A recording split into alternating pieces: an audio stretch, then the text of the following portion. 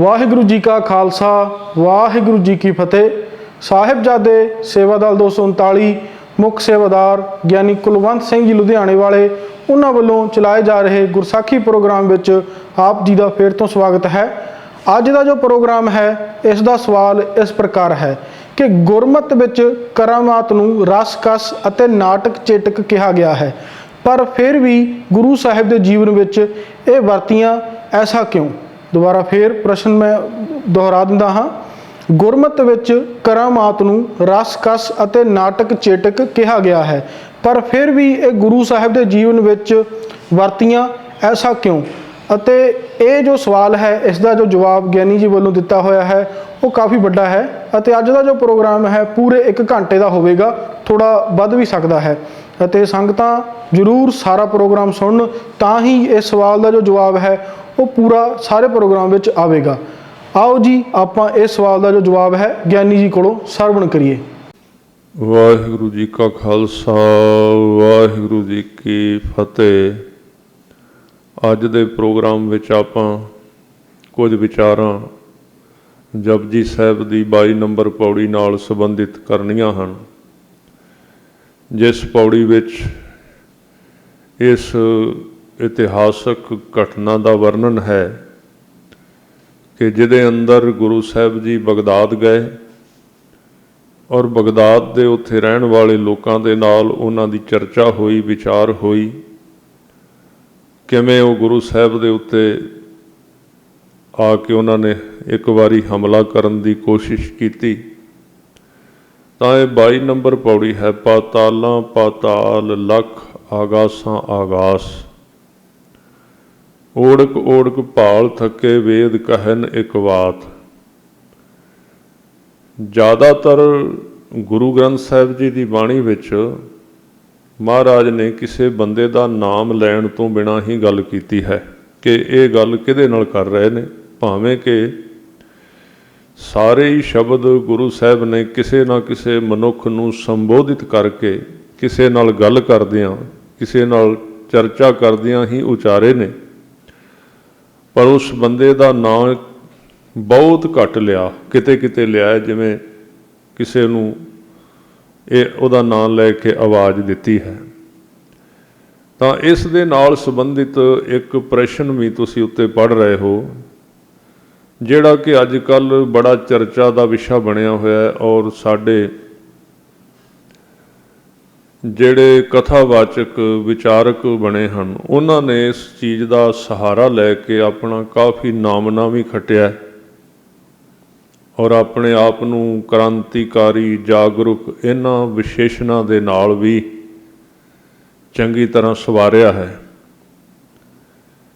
ਤਾਂ ਇਹ ਸਵਾਲ ਜਿਹੜਾ ਹੈ ਤੁਸੀਂ ਇਹਦੇ ਵਿੱਚ ਪੜ੍ਹ ਰਹੇ ਹੋ ਕਿ ਗੁਰਮਤਿ ਵਿੱਚ ਕਰਾਮਾਤ ਨੂੰ ਰਸ ਕਸ ਤੇ ਨਾਟਕ ਚੇਟਕ ਕਿਹਾ ਗਿਆ ਹੈ, ਪਰ ਫਿਰ ਵੀ ਗੁਰੂ ਸਾਹਿਬ ਜੀ ਦੇ ਜੀਵਨ ਵਿੱਚ ਇਹ ਵਰਤੀਆਂ ਹਨ। ਐਸਾ ਕਿਉਂ ਹੈ?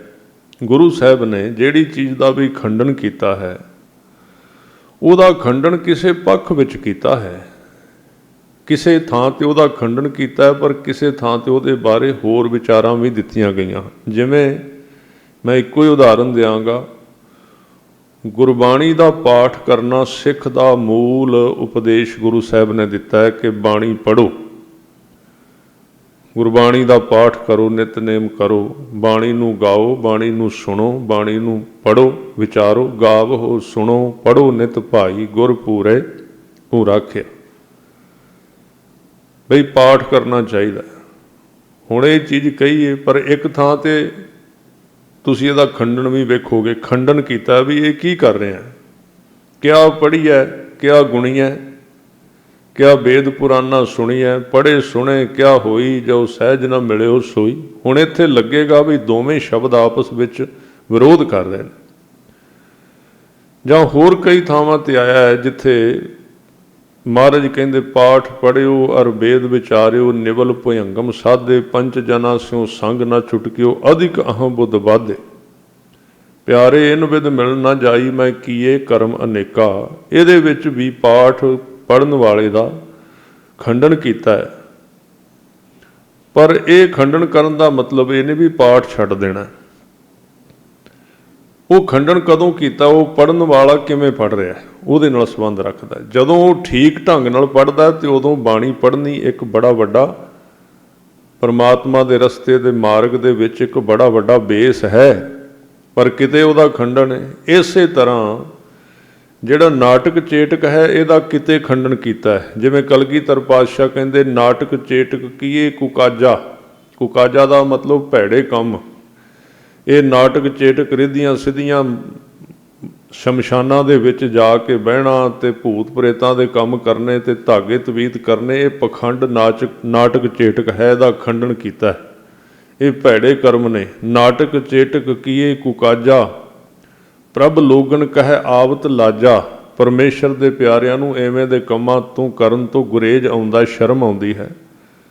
ਕਬੀਰ ਜੀ ਇੱਕ ਥਾਂ ਤੇ ਕਹਿੰਦੇ ਨੇ, ਕਬੀਰ ਹਰ ਕਾ ਸਿਮਰਨ ਛਾੜ ਕੇ ਰਾਤ ਜਗਾਇਣ ਜਾਏ। ਸਾਫ਼ ਕਿਹਾ ਇੱਥੇ, ਰਾਤ ਨੂੰ ਜਗਾਇਣ ਜਾਏ। ਕਿਹਨੂੰ ਜਗਾਉਂਦੇ ਨੇ? ਬੜੇ ਲੋਕ ਤਾਂਤਰਿਕ ਵਿਦਿਆ ਦੇ, ਵੈਸੇ ਤਾਂਤਰਿਕ ਵਿਦਿਆ ਵੀ ਕਿਸੇ ਹੋਰ ਕੰਮ ਲਈ ਕੱਢੀ ਗਈ ਸੀ। ਉਹ ਬੜੇ ਲੰਮੇ ਚੌੜੇ ਵਿਸ਼ੇ ਨੇ, ਜੇ ਮੈਂ ਕਹਿਣ ਲੱਗ ਪਿਆ ਤੇ ਇੱਥੇ 1 ਘੰਟਾ ਉੱਧਰ ਹੀ ਚਲੇ ਜਾਣਾ। ਹਰ ਕਾ ਸਿਮਰਨ ਛੱਡ ਕੇ ਰਾਤ ਜਗਾਇਣ ਜਾਏ, ਇਹਦਾ ਮਤਲਬ ਕੀ ਹੈ? ਜਿਹੜੇ ਲੋਕੀ ਰਾਤ ਨੂੰ ਸ਼ਮਸ਼ਾਨ ਘਾਟ ਦੇ ਵਿੱਚ ਜਿੱਥੇ ਬੰਦੇ ਦਾ ਸੰਸਕਾਰ ਕੀਤਾ ਜਾਂਦਾ ਹੈ ਤੇ ਉਹਦੇ ਉੱਤੇ ਜਾ ਕੇ ਕੋਈ ਟੂਣੇ ਆਦਿ ਕਰਦੇ ਨੇ, ਇਹ ਉਹਦੇ ਬਾਰੇ ਕਿਹਾ ਗਿਆ। ਰਾਤ ਨੂੰ ਜਾ ਕੇ ਉੱਥੇ ਜਗਾਉਂਦੇ ਨੇ, ਉੱਥੇ ਉਹਦੇ ਉੱਤੇ ਕੁਝ ਮੰਤਰ ਸ਼ੰਤਰ ਕੀ ਕਰਦੇ ਨੇ, ਬਹੁਤਾ ਪੜ੍ਹਨ ਦੀ ਸਾਨੂੰ ਟਾਈਮ ਨਹੀਂ ਲੱਗਾ ਤੇ ਨਾ ਲੋੜ ਹੈ, ਪਰ ਉਹ ਕਰਦੇ ਨੇ ਉੱਥੇ ਕੋਈ ਪਖੰਡ। ਉਹ ਤਾਂਤਰਿਕ ਹੁੰਦੇ ਨੇ, ਫਿਰ ਆਪਣੀ ਦੁਕਾਨ ਚਲਾਉਂਦੇ ਨੇ, ਸਵੇਰੇ ਫਿਰ ਉਹ ਕਿਸੇ ਨੂੰ ਕਹਿੰਦੇ ਵੀ ਤੈਨੂੰ ਆਹ ਹੋ ਗਿਆ, ਤੈਨੂੰ ਉਹ ਹੋ ਗਿਆ, ਤੈਨੂੰ ਕਿਸੇ ਨੇ ਕੁਝ ਕਰ ਦਿੱਤਾ। ਉਹਨੂੰ ਕਬੀਰ ਜੀ ਨੇ ਕਿਹਾ ਕਿ ਰਾਤ ਜਗਾਇਣ ਜਾਏ। ਪਰ ਅੱਗੇ ਉਹਦੇ ਵਿੱਚ ਕਿਹਾ ਹੈ ਵੀ ਜਿਹੜੇ ਲੋਕ ਇਹ ਕੰਮ ਕਰਦੇ ਨੇ ਵੀ ਰਾਤ ਨੂੰ ਜਾ ਕੇ ਸ਼ਮਸ਼ਾਨ ਦੇ ਵਿੱਚ ਜਗਾਉਂਦੇ ਨੇ ਤੇ ਕੁਝ ਬਣਾਉਂਦੇ ਨੇ, ਟੂਣੇ ਟਾਮਣ ਕਰਦੇ ਨੇ, ਉਹਨਾਂ ਦਾ ਬਣਦਾ ਕੀ ਹੈ? ਕਬੀਰ ਹਰ ਕਾ ਸਿਮਰਨ ਛੱਡ ਕੇ ਰਾਤ ਜਗਾਇਣ ਜਾਏ, ਸਰਪਨ ਹੋਏ ਕੈ ਅਵਤਰੈ। ਉਹ ਸੱਪਣੀ ਦੀ ਜੂਨ ਵਿੱਚ ਪੈਂਦਾ ਹੈ। ਸ਼ਲੋਕ ਪੜ੍ਹ ਲੈਣਾ ਕਬੀਰ ਸਾਹਿਬ ਜੀ ਦੇ। ਉਹ ਭਾਵੇਂ ਬੰਦਾ ਹੈ ਤੇ ਭਾਵੇਂ ਜਨਾਨੀ ਹੈ, ਉਹ ਸੱਪਣੀ ਦੀ ਜੂਨ ਵਿੱਚ ਪੈਂਦਾ ਹੈ। ਸਰਪਨ ਹੋਏ ਕੈ ਅਵਤਰੈ ਜਾਏ ਆਪਣੇ ਖਾਏ। ਤੇ ਸੱਪਣੀ ਬਾਰੇ ਮਸ਼ਹੂਰ ਹੈ ਕਿ ਜਦੋਂ ਬੱਚੇ ਦਿੰਦੀ ਹੈ ਤੇ 100 ਬੱਚਾ ਨਿਕਲਦਾ ਹੈ ਤੇ 99 ਖਾ ਜਾਂਦੀ, ਵਿੱਚੋਂ ਜੰਮਦਿਆਂ ਨੂੰ ਖਾਈ ਜਾਂਦੀ, ਸਾਰੇ ਬੱਚੇ ਖਾ ਜਾਂਦੀ। ਜਾਏ ਆਪਣੇ ਖਾਏ। ਕਬੀਰ ਜੀ ਕਹਿੰਦੇ ਵੀ ਜਿਹੜੇ ਨਾਟਕ ਚੇਟਕ ਇੱਧਰ ਤੰਤਰ ਮੰਤਰ ਇਹ ਸਭ ਕੁਝ ਪਖੰਡ ਕਰਨ ਵਾਲੇ ਲੋਕ ਨੇ ਨਾ, ਇਹ ਸੱਪਣੀ ਦੀ ਜੂਨ ਵਿੱਚ ਉਦੋਂ ਵੀ ਪੈਂਦੇ ਨੇ ਤੇ ਹੁਣ ਵੀ ਸੱਪਣੀ ਵਰਗੇ ਨੇ। ਕਿਉਂ? ਇਹ ਆਪਣੇ ਚੇਲਿਆਂ ਨੂੰ ਖਾਈ ਜਾਂਦੇ ਨੇ। ਆਪਣੇ ਚੇਲਿਆਂ ਨੂੰ, ਜਿਹੜੇ ਇਹਨਾਂ ਕੋਲ ਇਲਾਜ ਕਰਾਉਣ ਜਾਂਦੇ ਨਾ, ਉਹਨਾਂ ਨੂੰ ਕਹਿੰਦੇ ਵੀ ਤੂੰ ਆਪਣੇ ਫਲਾਣੇ ਦੀ ਬਲੀ ਦੇ ਦੇ। ਆਹ ਪਖੰਡ ਚੱਲਦਾ, ਸਾਰੇ ਪੰਜਾਬ ਵਿੱਚ ਵੀ ਚੱਲੀ ਜਾਂਦਾ, ਬੰਗਾਲ ਵਿੱਚ ਵੀ ਚੱਲਦਾ, ਹੋਰ ਸਾਰੇ ਇਹ ਕਹਿੰਦੇ ਵੀ ਆਪਣਿਆਂ ਨੂੰ ਖਾਈ ਜਾਂਦੇ ਨੇ, ਫਿਰ ਉਹਨਾਂ ਤੋਂ ਪੈਸੇ ਲੈ ਲੈ ਕੇ ਖਾਂਦੇ ਨੇ। ਤਾਂ ਉਹਦਾ ਖੰਡਨ ਉੱਥੇ ਕੀਤਾ ਹੈ ਵੀ ਇਹ ਜਿਹੜਾ ਰਿੱਧ ਸਿੱਧੀ ਜਿਹੜੀ ਹੈ ਇਹ ਪਖੰਡ ਹੈ। ਗੁਰਮਤਿ ਦੇ ਅੰਦਰ ਸਹਿਜ ਸੁਭਾਏ ਆਪਣੇ ਆਪ ਪਰਮੇਸ਼ਰ ਦਾ ਨਾਮ ਜਪਣ ਦੇ ਨਾਲ ਬਾਣੀ ਦਾ ਅਭਿਆਸ ਕਰਨ ਦੇ ਨਾਲ ਆਪਣੇ ਆਪ ਅੰਦਰ ਸ਼ਕਤੀ ਦਾ ਪ੍ਰਗਟਾਵਾ ਹੁੰਦਾ ਹੈ। ਜਿਨ੍ਹਾਂ ਨੇ ਸਿਮਰਨ ਕੀਤਾ ਉਹਨਾਂ ਨੂੰ ਪਤਾ ਹੈ ਸਰੀਰ ਦੇ ਵਿੱਚ ਪਾਵਰ ਵੱਧਦੀ। ਇਕੱਲੀ ਇਹ ਕੋਈ ਇਕੱਲੀ ਸਮਝ ਨਹੀਂ ਹੈ, ਸ਼ਕਤੀ ਵੀ ਦਿੰਦੀ ਹੈ। ਨਾਮ ਦਾ ਅਭਿਆਸ ਜਿਹੜਾ ਸਿਮਰਨ ਕਰਦਿਆਂ ਜਦੋਂ 9 ਦੁਆਰਿਆਂ ਦੇ ਵਿੱਚੋਂ ਸ਼ਕਤੀ ਇੱਕ ਤੇ ਇਕੱਠੀ ਹੋ ਜਾਂਦੀ ਹੈ ਤੇ ਉਹਦੇ ਵਿੱਚ ਪਾਵਰਾਂ ਆਉਣੀਆਂ ਸ਼ੁਰੂ ਹੋ ਜਾਂਦੀਆਂ, ਸ਼ਕਤੀਆਂ ਆਉਣੀਆਂ ਸ਼ੁਰੂ ਹੋ ਜਾਂਦੀਆਂ। ਔਰ ਗੁਰੂ ਸਾਹਿਬ ਨੇ ਬਾਣੀ ਵਿੱਚ ਇਹਦਾ ਨਾਂ ਲਿਆ ਹੈ, ਜਿਹਦੇ ਵਿੱਚ ਮਹਾਰਾਜ ਕਹਿੰਦੇ ਨੇ ਬ੍ਰਹਮ ਬਿੰਦੈ ਤਿਸ ਦਾ ਬ੍ਰਹਮਤਰ ਹੈ, ਏਕ ਸ਼ਬਦ ਲਿਵ ਲਾਏ। ਗੁਰੂ ਅਮਰਦਾਸ ਜੀ ਦਾ ਸ਼ਬਦ ਹੈ, ਗੁਰੂ ਗ੍ਰੰਥ ਸਾਹਿਬ ਜੀ ਦੇ ਵਿੱਚ ਹੈ। ਉਹ ਕਹਿੰਦੇ ਨੇ ਬ੍ਰਹਮ ਬਿੰਦੈ, ਜਿਹੜਾ ਮਨੁੱਖ ਪਰਮੇਸ਼ਰ ਦਾ ਸਿਮਰਨ ਕਰਦਾ ਹੈ, ਤਿਸ ਦਾ ਬ੍ਰਹਮਤਰ ਹੈ, ਉਹਦਾ ਜੀਵਨ ਨਾ ਇੱਕ ਮਰਿਆਦਾ ਵਿੱਚ ਆ ਜਾਂਦਾ ਹੈ। ਏਕ ਸ਼ਬਦ ਲਿਵ ਲਾਏ, ਉਹ ਗੁਰੂ ਕੇ ਇੱਕ ਸ਼ਬਦ ਦੇ ਵਿੱਚ ਲਿਵ ਲਾ ਕੇ ਨਾਮ ਜਪਦਾ, ਫਿਰ ਉਹਨੂੰ ਕੀ ਹੁੰਦਾ? ਨਵ ਨਿਧੀ 18 ਸਿੱਧੀ ਪਿੱਛੇ ਲੱਗੀਆਂ ਫਿਰੈਂ। ਹੁਣ ਇੱਥੇ ਬਾਣੀ ਵਿੱਚ ਹੀ ਲਿਖਿਆ ਨਾ, 9 ਨਿਧੀਆਂ ਤੇ 18 ਸਿੱਧੀਆਂ, ਜਿਹੜਾ ਸ਼ਕਤੀਆਂ ਦਾ ਰੂਪ ਦੱਸਿਆ ਹੋਇਆ ਸਾਰਾ, ਉਹ ਮਹਾਰਾਜ ਕਹਿੰਦੇ ਉਹਦੇ ਪਿੱਛੇ ਪਿੱਛੇ ਫਿਰਦੀਆਂ ਸਾਰੀਆਂ ਸ਼ਕਤੀਆਂ, ਵੀ ਸਾਡੇ ਤੋਂ ਕੰਮ ਲੈ, ਦੱਸੋ ਜੀ ਕੀ ਕਰਨਾ। ਤਾਂ ਉਹ ਸ਼ਕਤੀਆਂ ਨਾਮ ਜਪਣ ਨਾਲ ਆਉਂਦੀਆਂ ਨੇ। ਪਰ ਉਹਨੂੰ ਵਰਤਨ ਤੋਂ ਗੁਰੇਜ਼ ਕਰਨ ਲਈ ਗੁਰੂ ਸਾਹਿਬ ਨੇ ਕਿਹਾ ਹੈ, ਕਿਉਂਕਿ ਉਹਦੇ ਨਾਲ ਮਾਣ ਵੱਧ ਜਾਂਦਾ, ਉਹਦੇ ਨਾਲ ਹੰਕਾਰ ਵੱਧ ਜਾਂਦਾ ਹੈ, ਉਹਦੇ ਨਾਲ ਬੰਦਾ ਪੂਜਾ ਕਰਾਉਣ ਲੱਗ ਪੈਂਦਾ, ਉਹਦੇ ਨਾਲ ਪਖੰਡ ਸ਼ੁਰੂ ਹੋ ਜਾਂਦਾ ਹੈ। ਮਹਾਰਾਜ ਕਹਿੰਦੇ ਵਰਤਣੀਆਂ ਨਹੀਂ, ਪਰ ਕਿਤੇ ਸਮਾਂ ਆ ਗਿਆ ਤੇ ਗੁਰੂ ਕੇ ਸਿੱਖਾਂ ਨੇ ਉਹਨਾਂ ਦੀ ਵਰਤੋਂ ਕੀਤੀ ਹੈ। ਸਾਰਾ ਇਤਿਹਾਸ ਤੇ ਅੱਜ ਦਾ ਸ਼ਬਦ ਮੈਂ ਲਵਾਂਗਾ ਕਿ ਗੁਰੂ ਸਾਹਿਬ ਨੇ ਉੱਥੇ ਜਦੋਂ ਗਏ ਹਨ ਤਾਂ ਉੱਥੇ ਇਸ ਸ਼ਕਤੀ ਦੀ ਵਰਤੋਂ ਕੀਤੀ। ਭਾਈ ਗੁਰਦਾਸ ਜੀ ਕਹਿੰਦੇ ਨੇ, ਉਹ ਮੈਂ ਅੱਗੇ ਜਾ ਕੇ ਬੇਨਤੀ ਕਰਾਂਗਾ। ਪਹਿਲਾਂ ਆਪਾਂ ਇਸ ਪ੍ਰਸ਼ਨ ਦੇ ਜਵਾਬ ਦੇ ਵਿੱਚ ਇਹ ਵਿਚਾਰ ਕਰਨੀ ਹੈ ਕਿ ਗੁਰੂ ਸਾਹਿਬ ਨੇ ਫਿਰ ਇਹਨਾਂ ਦੀ ਵਰਤੋਂ ਕਿਉਂ ਕੀਤੀ ਹੈ, ਕਿ ਉਹਦੇ ਪਰਮੇਸ਼ਰ ਦੇ ਵਿੱਚ ਇੰਨੀਆਂ ਪਾਵਰਾਂ ਨੇ, ਇੰਨੀਆਂ ਸ਼ਕਤੀਆਂ ਨੇ। ਉਹਦੇ ਉੱਤਰ ਦੇ ਵਿੱਚ ਲਿਖਿਆ ਹੋਇਆ ਕਿ ਪਰਮੇਸ਼ਰ ਦੀ ਬੇਅੰਤਤਾ ਦਿਖਾ ਕੇ ਸਾਡਾ ਹੰਕਾਰ ਤੋੜਨ ਲਈ। ਮਹਾਰਾਜ ਨੇ ਜਦੋਂ ਪਰਮਾਤਮਾ ਦੀ ਸ਼ਕਤੀ ਦਾ ਵਰਣਨ ਕੀਤਾ ਨਾ ਬਾਣੀ ਦੇ ਵਿੱਚ, ਉਹਦਾ ਇਹ ਕਾਰਨ ਸੀ ਕਿ ਇਹ ਕਿਉਂ ਵਿਖਾਇਆ ਗਿਆ। ਜਿਵੇਂ ਬਾਣੀ ਦੇ ਵਿੱਚ ਸ਼ਬਦ ਆਉਂਦੇ ਨੇ ਕਿ ਪਰਮਾਤਮਾ ਚਾਹੇ, ਹੁਣ ਤੁਸੀਂ ਆਮ ਤੌਰ ਤੇ ਵੇਖੋ ਬਈ ਇੱਕ ਬੰਦਾ ਜਿਉਂਦਾ ਹੈ, ਉਹਦੀ ਕੀ ਨਿਸ਼ਾਨੀ ਹੈ? ਸਭ ਤੋਂ ਅਖੀਰਲੀ ਨਿਸ਼ਾਨੀ ਇੱਥੋਂ ਵੇਖਦੇ ਨੇ ਵੀ ਇਹਦਾ ਸਾਹ ਚੱਲਦਾ ਹੈ ਕਿ ਨਹੀਂ। ਸਾਹ ਆ ਰਿਹਾ ਤੇ ਕਹਿੰਦੇ ਜਿਉਂਦਾ ਹੈ, ਜੇ ਸਾਹ ਬੰਦ ਹੋ ਗਿਆ ਮਰ ਗਿਆ। ਇਹ ਆਮ ਵਿਆਪਕ ਉਸ ਬੰਦੇ ਨੂੰ ਜਿਉਂਦਾ ਮੰਨਿਆ ਜਾਂਦਾ ਹੈ, ਕਰੋੜਾਂ ਅਰਬਾਂ ਦੀ ਗਿਣਤੀ ਦੇ ਵਿੱਚ। ਪਰ ਰੱਬ ਕਿਤੇ ਕਿਤੇ ਇਹ ਵੀ ਕੰਮ ਕਰ ਦਿੰਦਾ ਹੈ ਕਿ ਉਸ ਬੰਦੇ ਦਾ ਸਾਹ ਨਹੀਂ ਵੀ ਚੱਲਦਾ ਹੁੰਦਾ, ਫਿਰ ਵੀ ਉਹਨੂੰ ਜਿਉਂਦਾ ਰੱਖਦਾ। ਹੁਣ ਇਹਦੇ ਵਿੱਚ ਕਿਹੜੀ ਫਿਲਾਸਫੀ ਆਪਾਂ ਵਰਤਾਂਗੇ? ਹੋਰ ਤੇ ਸਾਰੀਆਂ ਫਿਲਾਸਫੀਆਂ ਵਰਤ ਲਈਆਂ ਨਾ। ਪ੍ਰਭ ਭਾਵੈ ਬਿਨ ਸਾਸ ਤੇ ਰੱਖੈ। ਪਰਮੇਸ਼ਰ ਜੇ ਕਿਸੇ ਨੂੰ ਜਿਉਂਦਾ ਰੱਖਣਾ ਚਾਹੇ ਤੇ ਸਵਾਸ ਨਾ ਵੀ ਚੱਲਦੇ ਹੋਣ ਤੇ ਤਾਂ ਵੀ ਉਹਨੂੰ ਜਿਉਂਦਾ ਰੱਖ ਸਕਦਾ। ਇਹ ਤੇ ਬਾਣੀ ਦੇ ਸ਼ਬਦ ਨੇ ਨਾ। ਹੁਣ ਇਹ ਕੀ ਹੈ ਫਿਰ? ਇਹ ਸ਼ਕਤੀ ਹੈ ਨਾ, ਪਰਮੇਸ਼ਰ ਦੀ ਕਰਾਮਾਤ ਹੈ ਨਾ। ਇਹ ਕਿਉਂ ਵਿਖਾਉਂਦਾ ਹੈ? ਫਿਰ ਕਹਿਣਗੇ ਜੀ ਆ ਹੁਣ ਬੰਦਾ ਮਰ ਗਿਆ, ਇਹਨੂੰ ਜਿਉਂਦਾ ਵਿਖਾਓ ਵੀ ਇਹ ਜਿਉਂਦਾ। ਹੁਣ ਇੱਥੇ ਆ ਕੇ ਤੇ ਸਾਡੀ ਅਕਲ ਦਾ ਜਲੂਸ ਨਿਕਲ ਜਾਂਦਾ ਵੀ ਰੱਬ ਉਹ ਜਿਹੜੀਆਂ ਚੀਜ਼ਾਂ ਵਰਤਦੀਆਂ ਨੇ ਕਿਤੇ ਕਿਤੇ ਕਦੀ ਕਦੀ ਬਹੁਤ ਘੱਟ, ਕਾਹਦੇ ਕਿਉਂ ਵਰਤਦੀਆਂ ਨੇ? ਤਾਂ ਕਿ ਪਰਮਾਤਮਾ ਦੀ ਉਸ ਸਾਰੀ ਸ਼ਕਤੀ ਦਾ ਮਨੁੱਖ ਨੂੰ ਅਹਿਸਾਸ ਰਵੇ ਵੀ ਉਹ ਕਿਤੇ ਹੈ, ਉਹ ਤਾਂ ਵਰਤਦੀਆਂ ਨੇ। ਤਾਂ ਇਹ ਜਿਹੜੀਆਂ ਸ਼ਕਤੀਆਂ ਨੇ ਇਹਨਾਂ ਦੀ ਵਰਤੋਂ ਕਰਨ ਤੇ ਗੁਰਮਤਿ ਦੇ ਵਿੱਚ ਰੋਕ ਹੈ। ਪਰ ਇਹ ਕਹਿਣਾ ਵੀ ਕੋਈ ਕਰਾਮਾਤ ਹੁੰਦੀ ਨਹੀਂ, ਇਹ ਸਾਡੇ ਉੱਲੂਪਣ ਦਾ ਨਿਸ਼ਾਨੀ ਹੈ ਵੀ ਸਾਨੂੰ ਕੱਖ ਵੀ ਗੁਰਮਤਿ ਦਾ ਪਤਾ ਨਹੀਂ। ਜਿਹੜਾ ਬੰਦਾ ਕਹਿੰਦਾ ਨਾ ਵੀ ਕੋਈ ਕਰਾਮਾਤ ਨਹੀਂ ਹੁੰਦੀ, ਉਹਨੇ ਆਪਣੇ ਆਪ ਹੀ ਦੱਸ ਦਿੱਤਾ ਹੈ। ਉਹਦੇ ਬਾਰੇ ਹੋਰ ਤੁਹਾਨੂੰ ਸੋਚਣ ਦੀ ਲੋੜ ਨਹੀਂ ਵੀ ਇਹਦੇ ਪੱਲੇ ਹੈ ਹੀ ਕੱਖ ਨਹੀਂ। ਨਾ ਇਹ ਨਿਤਨੇਮ ਕਰਦਾ, ਨਾ ਇਹਨੇ ਸਿੱਖੀ ਦੀ ਕਮਾਈ ਕੀਤੀ ਹੈ, ਉਹਨੇ ਆਪ ਹੀ ਦੱਸ ਦਿੱਤਾ। ਉਹਦਾ ਤੁਹਾਨੂੰ ਇਨਕੁਆਇਰੀ ਕਰਨ ਦੀ ਲੋੜ ਹੀ ਨਹੀਂ ਹੈ। ਜਿੱਥੇ ਕੁਝ ਕਮਾਈ ਹੈ ਉੱਥੇ ਚੀਜ਼ਾਂ ਆਉਂਦੀਆਂ ਨੇ। ਹਾਂ, ਗੁਰੂ ਸਾਹਿਬ ਨੇ ਕਿਹਾ ਵੀ ਇਹਨਾਂ ਦਾ ਵਿਖਾਵਾ ਨਹੀਂ ਕਰਨਾ ਹੁੰਦਾ, ਪਰ ਸਹਿਜ ਸੁਭਾਏ ਇਹ ਵਰਤਦੀਆਂ ਨੇ। ਤੇ ਕਾਹਦੇ ਵਾਸਤੇ ਇਹ ਵਰਤਾਂਦਾ ਪਰਮੇਸ਼ਰ ਪਰਮਾਤਮਾ?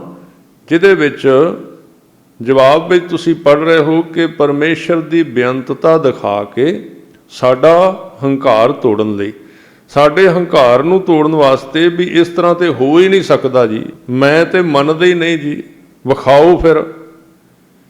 ਇਹ ਸਾਡੇ ਪਾਗਲਪਨ ਦੀਆਂ ਨਿਸ਼ਾਨੀਆਂ ਨੇ। ਅਸੀਂ ਕਹਿੰਦੇ ਹਾਂ ਜੋ ਮੈਨੂੰ ਦਿਸਦਾ ਉਹ ਹੈ, ਜੋ ਮੈਨੂੰ ਨਜ਼ਰ ਆਉਂਦਾ ਉਹ ਹੀ ਹੈ, ਹੋਰ ਤੇ ਕੁਝ ਹੈ ਹੀ ਨਹੀਂ। ਨਹੀਂ, ਗੁਰੂ ਸਾਹਿਬ ਨੇ ਜਪਜੀ ਸਾਹਿਬ ਦੀ ਪੂਰੀਆਂ ਅੱਧੀਆਂ ਪੌੜੀਆਂ ਸਾਡੇ ਇਸ ਅਹੰਕਾਰ ਨੂੰ ਤੋੜਨ ਵਾਸਤੇ ਉਚਾਰੀਆਂ ਨੇ ਕਿ ਇਹਨੂੰ ਪਤਾ ਲੱਗ ਜਾਏ ਕਿ ਜੋ ਕੁਝ ਤੂੰ ਦੇਖ ਰਿਹਾ ਹੈ ਕੇਵਲ ਇਹ ਹੀ ਨਹੀਂ ਹੈ, ਇਹਦੇ ਤੋਂ ਅੱਗੇ ਹੋਰ ਬੜਾ ਕੁਝ ਹੈ। ਹਾਂ, ਤੇਰੀ ਅੱਖ ਇੱਥੋਂ ਤੱਕ ਜਾਂਦੀ, ਤੈਨੂੰ ਇੰਨਾ ਦਿਸਦਾ। ਇਸ ਲਈ ਸਾਡਾ ਹੰਕਾਰ ਤੋੜਨ ਵਾਸਤੇ ਗੁਰੂ ਸਾਹਿਬ ਨੇ ਬਾਣੀ ਵਿੱਚ ਇਸ ਤਰ੍ਹਾਂ ਪਰਮੇਸ਼ਰ ਦੇ ਬੜੇ ਰੂਪ ਸਾਨੂੰ ਦਿਖਾਏ ਨੇ ਵੀ ਉਹ ਆ ਵੀ ਕਰ ਸਕਦਾ, ਉਹ ਆ ਵੀ ਕਰ ਸਕਦਾ। ਪਰ ਸਿੱਧੇ ਤੌਰ ਤੇ ਆਮ ਜਿਹੜੀ ਸ਼ਕਤੀਆਂ ਸਾਡੇ ਜੀਵਨ ਦੇ ਵਿੱਚ ਜਿਵੇਂ ਚੱਲ ਰਿਹਾ ਇਸ ਤਰ੍ਹਾਂ ਹੀ ਚੱਲੀ ਜਾਂਦਾ। ਪਰ ਕਿਤੇ ਕਿਤੇ ਉਹਨੂੰ ਪ੍ਰਗਟ ਕਰਨ ਵਾਸਤੇ ਅਕਾਲ ਪੁਰਖ ਜਿਹੜਾ ਉਹ ਪਾਵਰਾਂ ਦਿਖਾ ਦਿੰਦਾ ਹੈ। ਤਾਂ ਦੂਜਾ ਜਿਹੜਾ ਗੁਰੂ ਸਾਹਿਬ ਨੇ ਇਹ ਕਰਾਮਾਤਾਂ ਕਿਉਂ ਵਿਖਾਈਆਂ ਨੇ, ਉਹਦਾ ਇੱਕ ਇਹ ਵੀ ਕਾਰਨ ਹੈ ਕਿ ਅਲਪ ਬੁੱਧੀ ਦਾ ਸਵਿੱਚ ਬੰਦ ਕਰਨ ਲਈ। ਅਲਪ ਦਾ ਮਤਲਬ ਹੈ ਛੋਟੀ, ਬੁੱਧੀ ਦਾ ਮਤਲਬ ਤੁਸੀਂ ਸਮਝਦੇ ਹੋ ਵੀ ਕਾਹਦੇ ਵਾਸਤੇ ਹੈ। ਉੱਥੇ ਇਹ ਦੱਸਿਆ ਗਿਆ ਹੈ ਕਿ ਜਿਵੇਂ ਹੁਣ ਸਾਡੀ ਲਾਈਟ ਜਗ ਰਹੀ ਨਾ, ਸਾਡੀ ਲਾਈਟ ਜਗਦੀ ਹੈ ਤੇ ਲਾਈਟ ਜਿਹੜੀ ਹੈ ਉਹਨੂੰ ਬੰਦ ਕਰਨਾ ਹੋਵੇ ਤੇ ਸਾਨੂੰ ਸਵਿਚ ਬੰਦ ਕਰਨਾ ਪੈਂਦਾ, ਉਹਦਾ ਬਟਨ ਜਿਹੜਾ ਆਫ ਕਰਨਾ ਪੈਂਦਾ ਉੱਪਰ ਨੂੰ, ਫਿਰ ਉਹ ਬੰਦ ਹੋ ਜਾਂਦੀ। ਪਰਮਾਤਮਾ ਦਾ ਜਿਹੜਾ ਰਸਤਾ ਹੈ ਨਾ, ਦੁਨੀਆ ਦੇ ਵਿੱਚ ਕੁਝ ਚੀਜ਼ਾਂ ਦਿਸਦੀਆਂ ਨੇ, ਕਿਸੇ ਚੀਜ਼ ਨੂੰ ਤੁਸੀਂ ਜਗਾਉਂਦੇ ਹੋ, ਆਪਾਂ ਲਾਈਟ ਜਗਾਉਂਦੇ ਹਾਂ ਤੇ ਨਜ਼ਰ ਆਉਂਦਾ ਹੈ, ਪਰ ਪਰਮਾਤਮਾ ਦਾ ਦੂਜਾ ਰਸਤਾ ਹੈ, ਉੱਥੇ ਕੁਝ ਚੀਜ਼ਾਂ ਬੰਦ ਕਰਨੀਆਂ ਪੈਂਦੀਆਂ ਨੇ। ਇੱਥੇ ਬੁੱਧੀ ਦਾ ਮਤਲਬ ਹੰਕਾਰ ਵਾਲੀ ਬੁੱਧੀ ਹੈ, ਜਿਹੜੀ ਵਿਵੇਕ ਬੁੱਧੀ ਉਹਦਾ ਇੱਥੇ ਮਤਲਬ ਉਹ ਨਹੀਂ ਉਦਾਹਰਨ ਮੈਂ ਦੇ ਰਿਹਾ। ਸਾਡੀ ਬੁੱਧੀ ਦੇ ਦੋ ਭਾਗ ਨੇ, ਇੱਕ ਹੰਕਾਰ ਵਾਲੀ ਬੁੱਧੀ ਜਿਹੜੀ ਮੈਲੀ ਹੈ, ਇੱਕ ਸ਼ੁੱਧ ਬੁੱਧੀ ਪਵਿੱਤਰ ਜਿਹਨੂੰ ਵਿਵੇਕ ਬੁੱਧੀ ਕਿਹਾ, ਉਹ ਤਾਂ ਦੀਵਾ ਜਗ ਜਾ ਤੇ ਸਾਰਾ ਕੁਝ ਦਿਸ ਪੈਂਦਾ।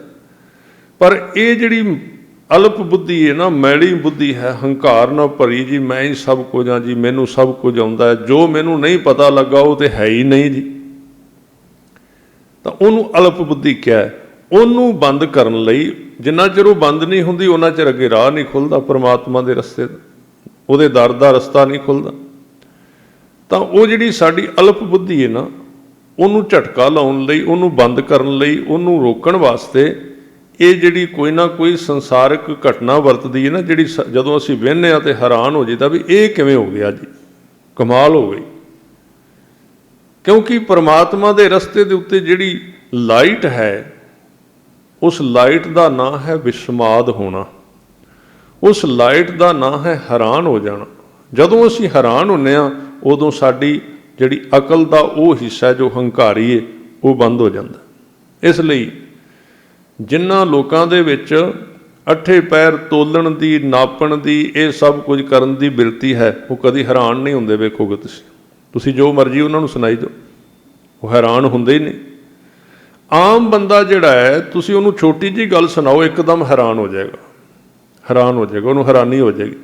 ਤੇ ਜਦੋਂ ਬੰਦਾ ਹੈਰਾਨ ਹੁੰਦਾ, ਬਾਣੀ ਦੇ ਸ਼ਬਦ ਪੜ੍ਹੋ, ਹੇਰਤ ਹੇਰਤ ਹੇ ਸਖੀ ਹੋਏ ਰਹੀ ਹੈਰਾਨ।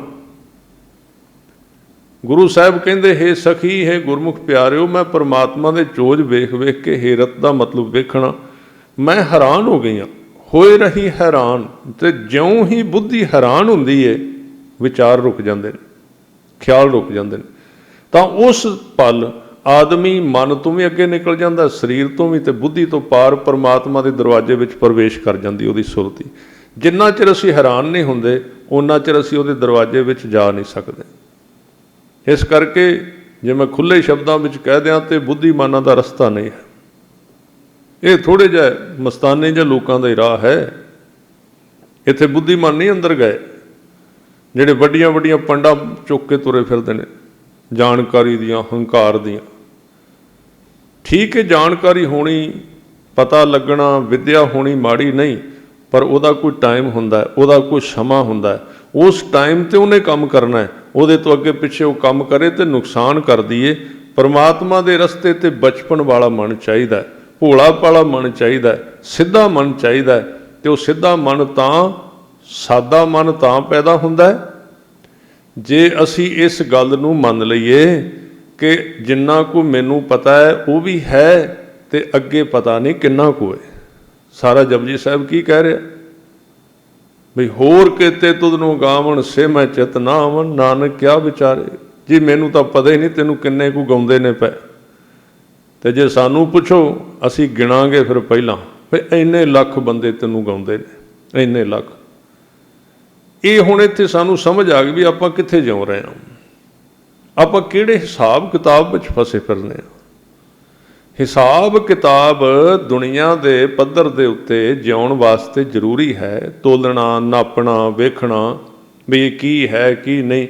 ਪਰ ਜਦੋਂ ਅਸੀਂ ਇਸ ਚੀਜ਼ ਨੂੰ ਪਰਮਾਤਮਾ ਦੇ ਘਰ ਵਿੱਚ ਲੈ ਕੇ ਜਾਂਦੇ ਹਾਂ ਤੇ ਸਾਡਾ ਜਲੂਸ ਨਿਕਲ ਜਾਂਦਾ ਅਕਲ ਦਾ, ਵੀ ਇਹ ਮੂਰਖ ਬੰਦਾ ਹੈ।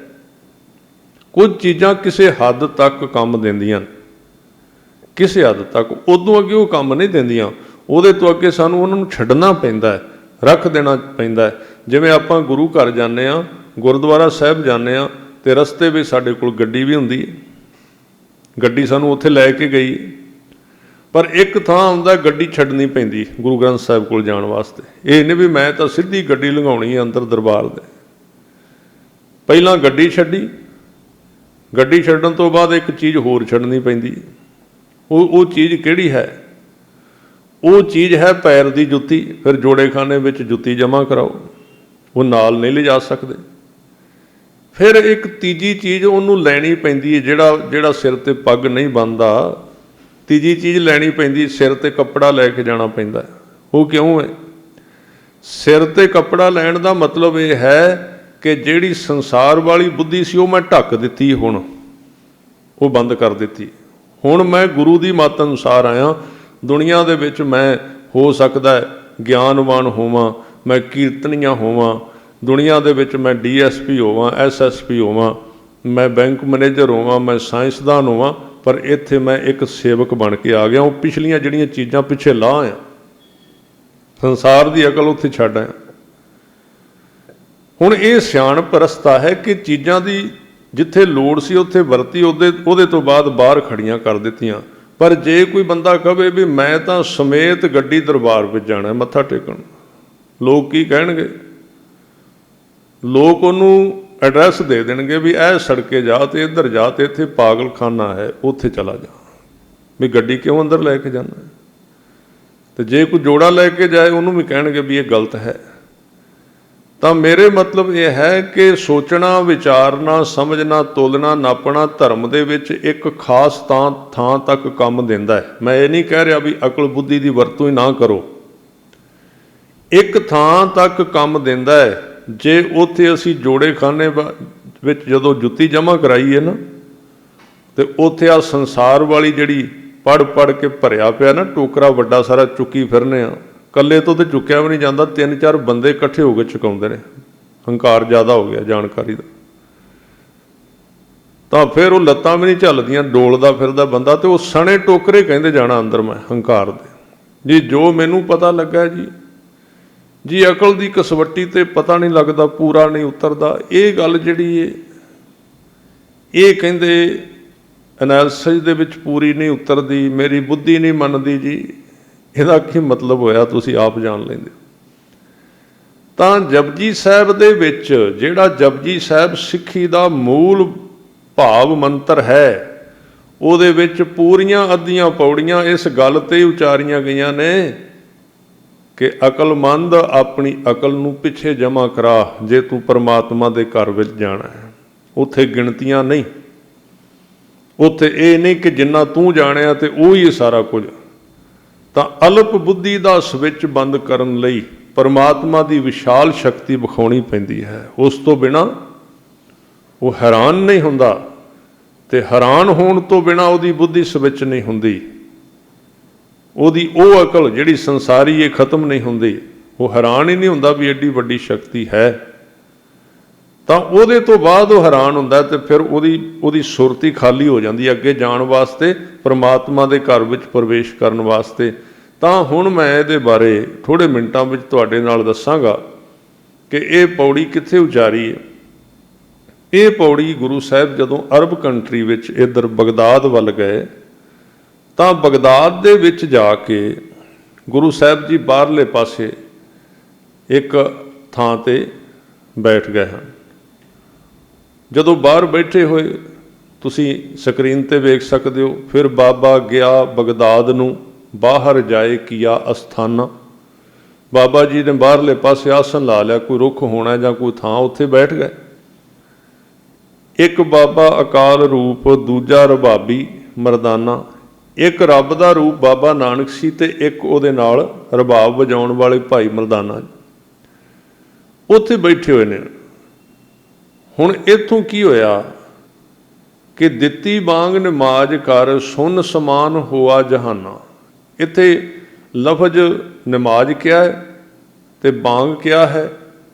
ਇਹਦਾ ਮਤਲਬ ਹੈ ਵੀ ਗੁਰੂ ਸਾਹਿਬ ਨੇ ਕੀਰਤਨ ਕੀਤਾ, ਭਾਈ ਮਰਦਾਨੇ ਨੇ ਰਬਾਬ ਵਜਾਈ, ਗੁਰੂ ਸਾਹਿਬ ਨੇ ਕੀਰਤਨ ਕੀਤਾ। ਹੁਣ ਇਹ ਜਿਹੜੀ ਬਗਦਾਦ ਹੈ ਨਾ, ਇਹ ਬਗਦਾਦ ਦੇ ਵਿੱਚ ਡਾਕਟਰ ਭਾਈ ਬਲਬੀਰ ਸਿੰਘ ਹੋਰਾਂ ਨੇ ਇੱਕ ਪੁਰਾਤਨ ਗੱਲ ਲਿਖੀ ਹੈ ਬਗਦਾਦ ਬਾਰੇ। ਉਹ ਕਹਿੰਦੇ ਵੀ ਇਸ ਬਗਦਾਦ ਦੇ ਵਿੱਚ ਜਦੋਂ ਗੁਰੂ ਨਾਨਕ ਸਾਹਿਬ ਜੀ ਗਏ ਨੇ, ਤਾਂ ਉੱਥੇ ਸੰਗੀਤ ਵਜਾਉਣ ਤੇ ਮਨਾਹੀ ਸੀ।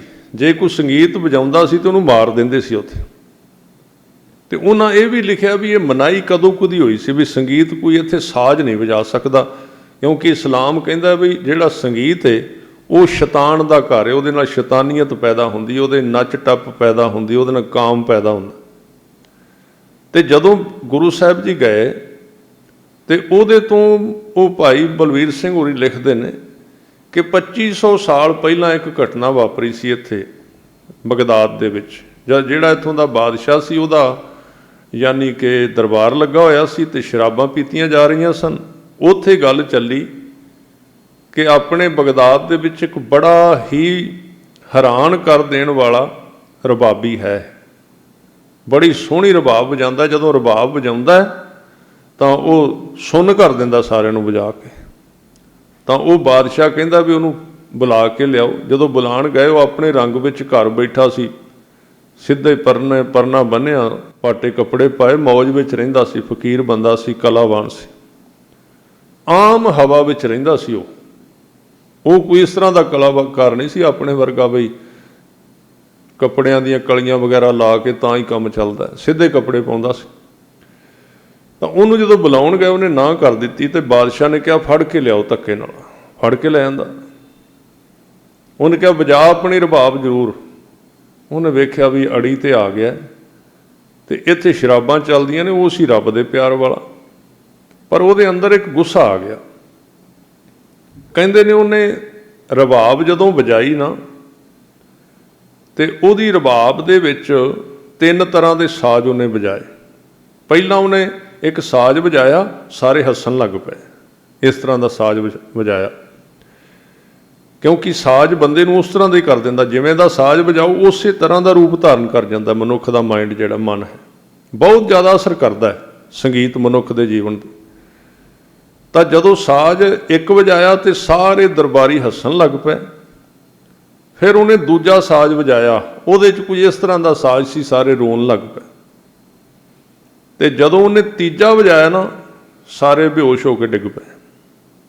ਉਹਦੇ ਸਾਜ਼ ਵਿੱਚ ਇੱਕ ਕਰਾਮਾਤ ਸੀ, ਸੁੰਨ ਹੋ ਗਏ। ਤਾਂ ਜਦੋਂ ਸਾਰੇ ਤੇ ਉਹਨੇ ਚੁੱਕਿਆ ਕਾਗਜ਼ ਤੇ ਉੱਤੇ ਲਿਖਿਆ ਵੀ ਤੁਸੀਂ ਫਾਰਾਬੀ, ਉਹਦਾ ਨਾਂ ਸੀ ਫਾਰਾਬੀ, ਵੀ ਤੁਸੀਂ ਫਾਰਾਬੀ ਨੂੰ ਬੁਲਾਇਆ ਤੇ ਫਾਰਾਬੀ ਆਇਆ। ਉਹਨੇ ਪਹਿਲਾਂ ਤੁਹਾਨੂੰ ਰਵਾਇਆ, ਪਹਿਲਾਂ ਤੁਹਾਨੂੰ ਹਸਾਇਆ, ਫਿਰ ਤੁਹਾਨੂੰ ਰਵਾਇਆ, ਤੇ ਹੁਣ ਬੇਹੋਸ਼ ਕਰਕੇ ਚੱਲਾਂ ਤੇ ਪਰਤ ਕੇ ਤੁਹਾਨੂੰ ਕੋਈ ਹੋਸ਼ ਵਿੱਚ ਨਹੀਂ ਲਿਆ ਸਕਦਾ। ਇੰਨਾ ਹੀ ਲਿਖਿਆ, ਅੱਗੋਂ ਕੀ ਹੋਇਆ ਇਹ ਨਹੀਂ ਲਿਖਿਆ। ਇਹ ਕਹਿ ਕੇ ਉਹ ਚਲਾ ਗਿਆ। ਕਹਿੰਦੇ ਨੇ ਉਹਦੇ ਤੋਂ ਬਾਅਦ 2500 ਸਾਲ ਬਾਅਦ ਇੱਥੇ ਰਬਾਬ ਵੱਜੀ। ਇੱਕ ਰੁੱਖ ਦੇ ਥੱਲੇ ਬਹਿ ਕੇ ਭਾਈ ਮਰਦਾਨੇ ਨੇ ਰਬਾਬ ਵਜਾਈ ਤੇ ਉੱਥੇ ਹੁਕਮ ਜਾਰੀ ਕਰ ਦਿੱਤਾ ਗਿਆ ਸੀ ਵੀ ਕੋਈ ਸਾਜ਼ ਨਹੀਂ ਵਜਾ ਸਕਦਾ ਬਗਦਾਦ ਦੇ ਵਿੱਚ। ਤਾਂ ਉੱਥੇ ਉਹ ਭਾਈ ਬਲਬੀਰ ਸਿੰਘ ਜੀ ਲਿਖਦੇ ਨੇ ਕਿ ਉਹਨੇ 3 ਸਾਜ਼ ਵਜਾਏ ਸਨ, ਇੱਕ ਨਾਲ ਹਸਾਇਆ ਸੀ, ਇੱਕ ਨਾਲ ਰਵਾਇਆ ਸੀ, ਇੱਕ ਨਾਲ ਬੇਹੋਸ਼ ਕੀਤਾ ਸੀ। ਪਰ ਬਾਬੇ ਨਾਨਕ ਨੇ ਭਾਈ ਮਰਦਾਨੇ ਤੋਂ ਉਹ ਸਾਜ਼ ਵਜਵਾਇਆ, ਉਹ ਰਬਾਬ ਵਜਾਈ ਕਿ ਉਹ ਬੇਹੋਸ਼ ਹੋਏ ਲੋਕ ਪਰਤ ਕੇ ਹੋਸ਼ ਵਿੱਚ ਆ ਗਏ, ਉਹਨਾਂ ਦੀ ਸੁਰਤੀ ਜਾਗ ਪਈ। ਇਹਦਾ ਮਤਲਬ ਇਹ ਸੀ। ਤਾਂ ਫਿਰ ਬਾਬਾ ਗਿਆ ਬਗਦਾਦ ਨੂੰ, ਬਾਹਰ ਜਾਏ ਕੀਆ ਅਸਥਾਨਾ, ਇੱਕ ਬਾਬਾ ਅਕਾਲ ਰੂਪ, ਦੂਜਾ ਰਬਾਬੀ ਮਰਦਾਨਾ, ਦਿੱਤੀ ਬਾਂਗ ਨਮਾਜ਼ ਕਰ, ਸੁਨ ਸਮਾਨ ਹੋਆ ਜਹਾਨਾ। ਜਦੋਂ ਅਕਾਲ ਪੁਰਖ ਦੇ ਪਿਆਰ ਦੇ ਵਿੱਚ ਆ ਕੇ ਗੁਰੂ ਸਾਹਿਬ ਨੇ ਸ਼ਬਦ ਪੜ੍ਹਿਆ ਨਾ, ਪਾਤਾਲਾਂ ਪਾਤਾਲ ਲੱਖ ਆਗਾਸਾਂ ਆਗਾਸ, ਓੜਕ ਓੜਕ ਭਾਲ ਥੱਕੇ ਵੇਦ ਕਹਿਣ ਇੱਕ ਬਾਤ, ਸਹਿਸ 18 ਕਹਿਣ ਕਤੇਬਾਂ ਅਸਲੂ ਇੱਕ ਧਾਤ, ਲੇਖਾ ਹੋਏ ਤਾਂ ਲਿਖਿਆ ਲੇਖੈ ਹੋਏ ਵਿਨਾਸ਼, ਨਾਨਕ ਵੱਡਾ ਆਖੀਐ ਆਪੇ ਜਾਣੇ ਆਪ। ਇਹਦਾ ਕੀਰਤਨ ਕੀਤਾ। ਇਹਨੂੰ ਲਿਖਿਆ ਭਾਈ ਗੁਰਦਾਸ ਨੇ ਵੀ ਦਿੱਤੀ ਬਾਂਗ ਨਮਾਜ਼ ਕਰ।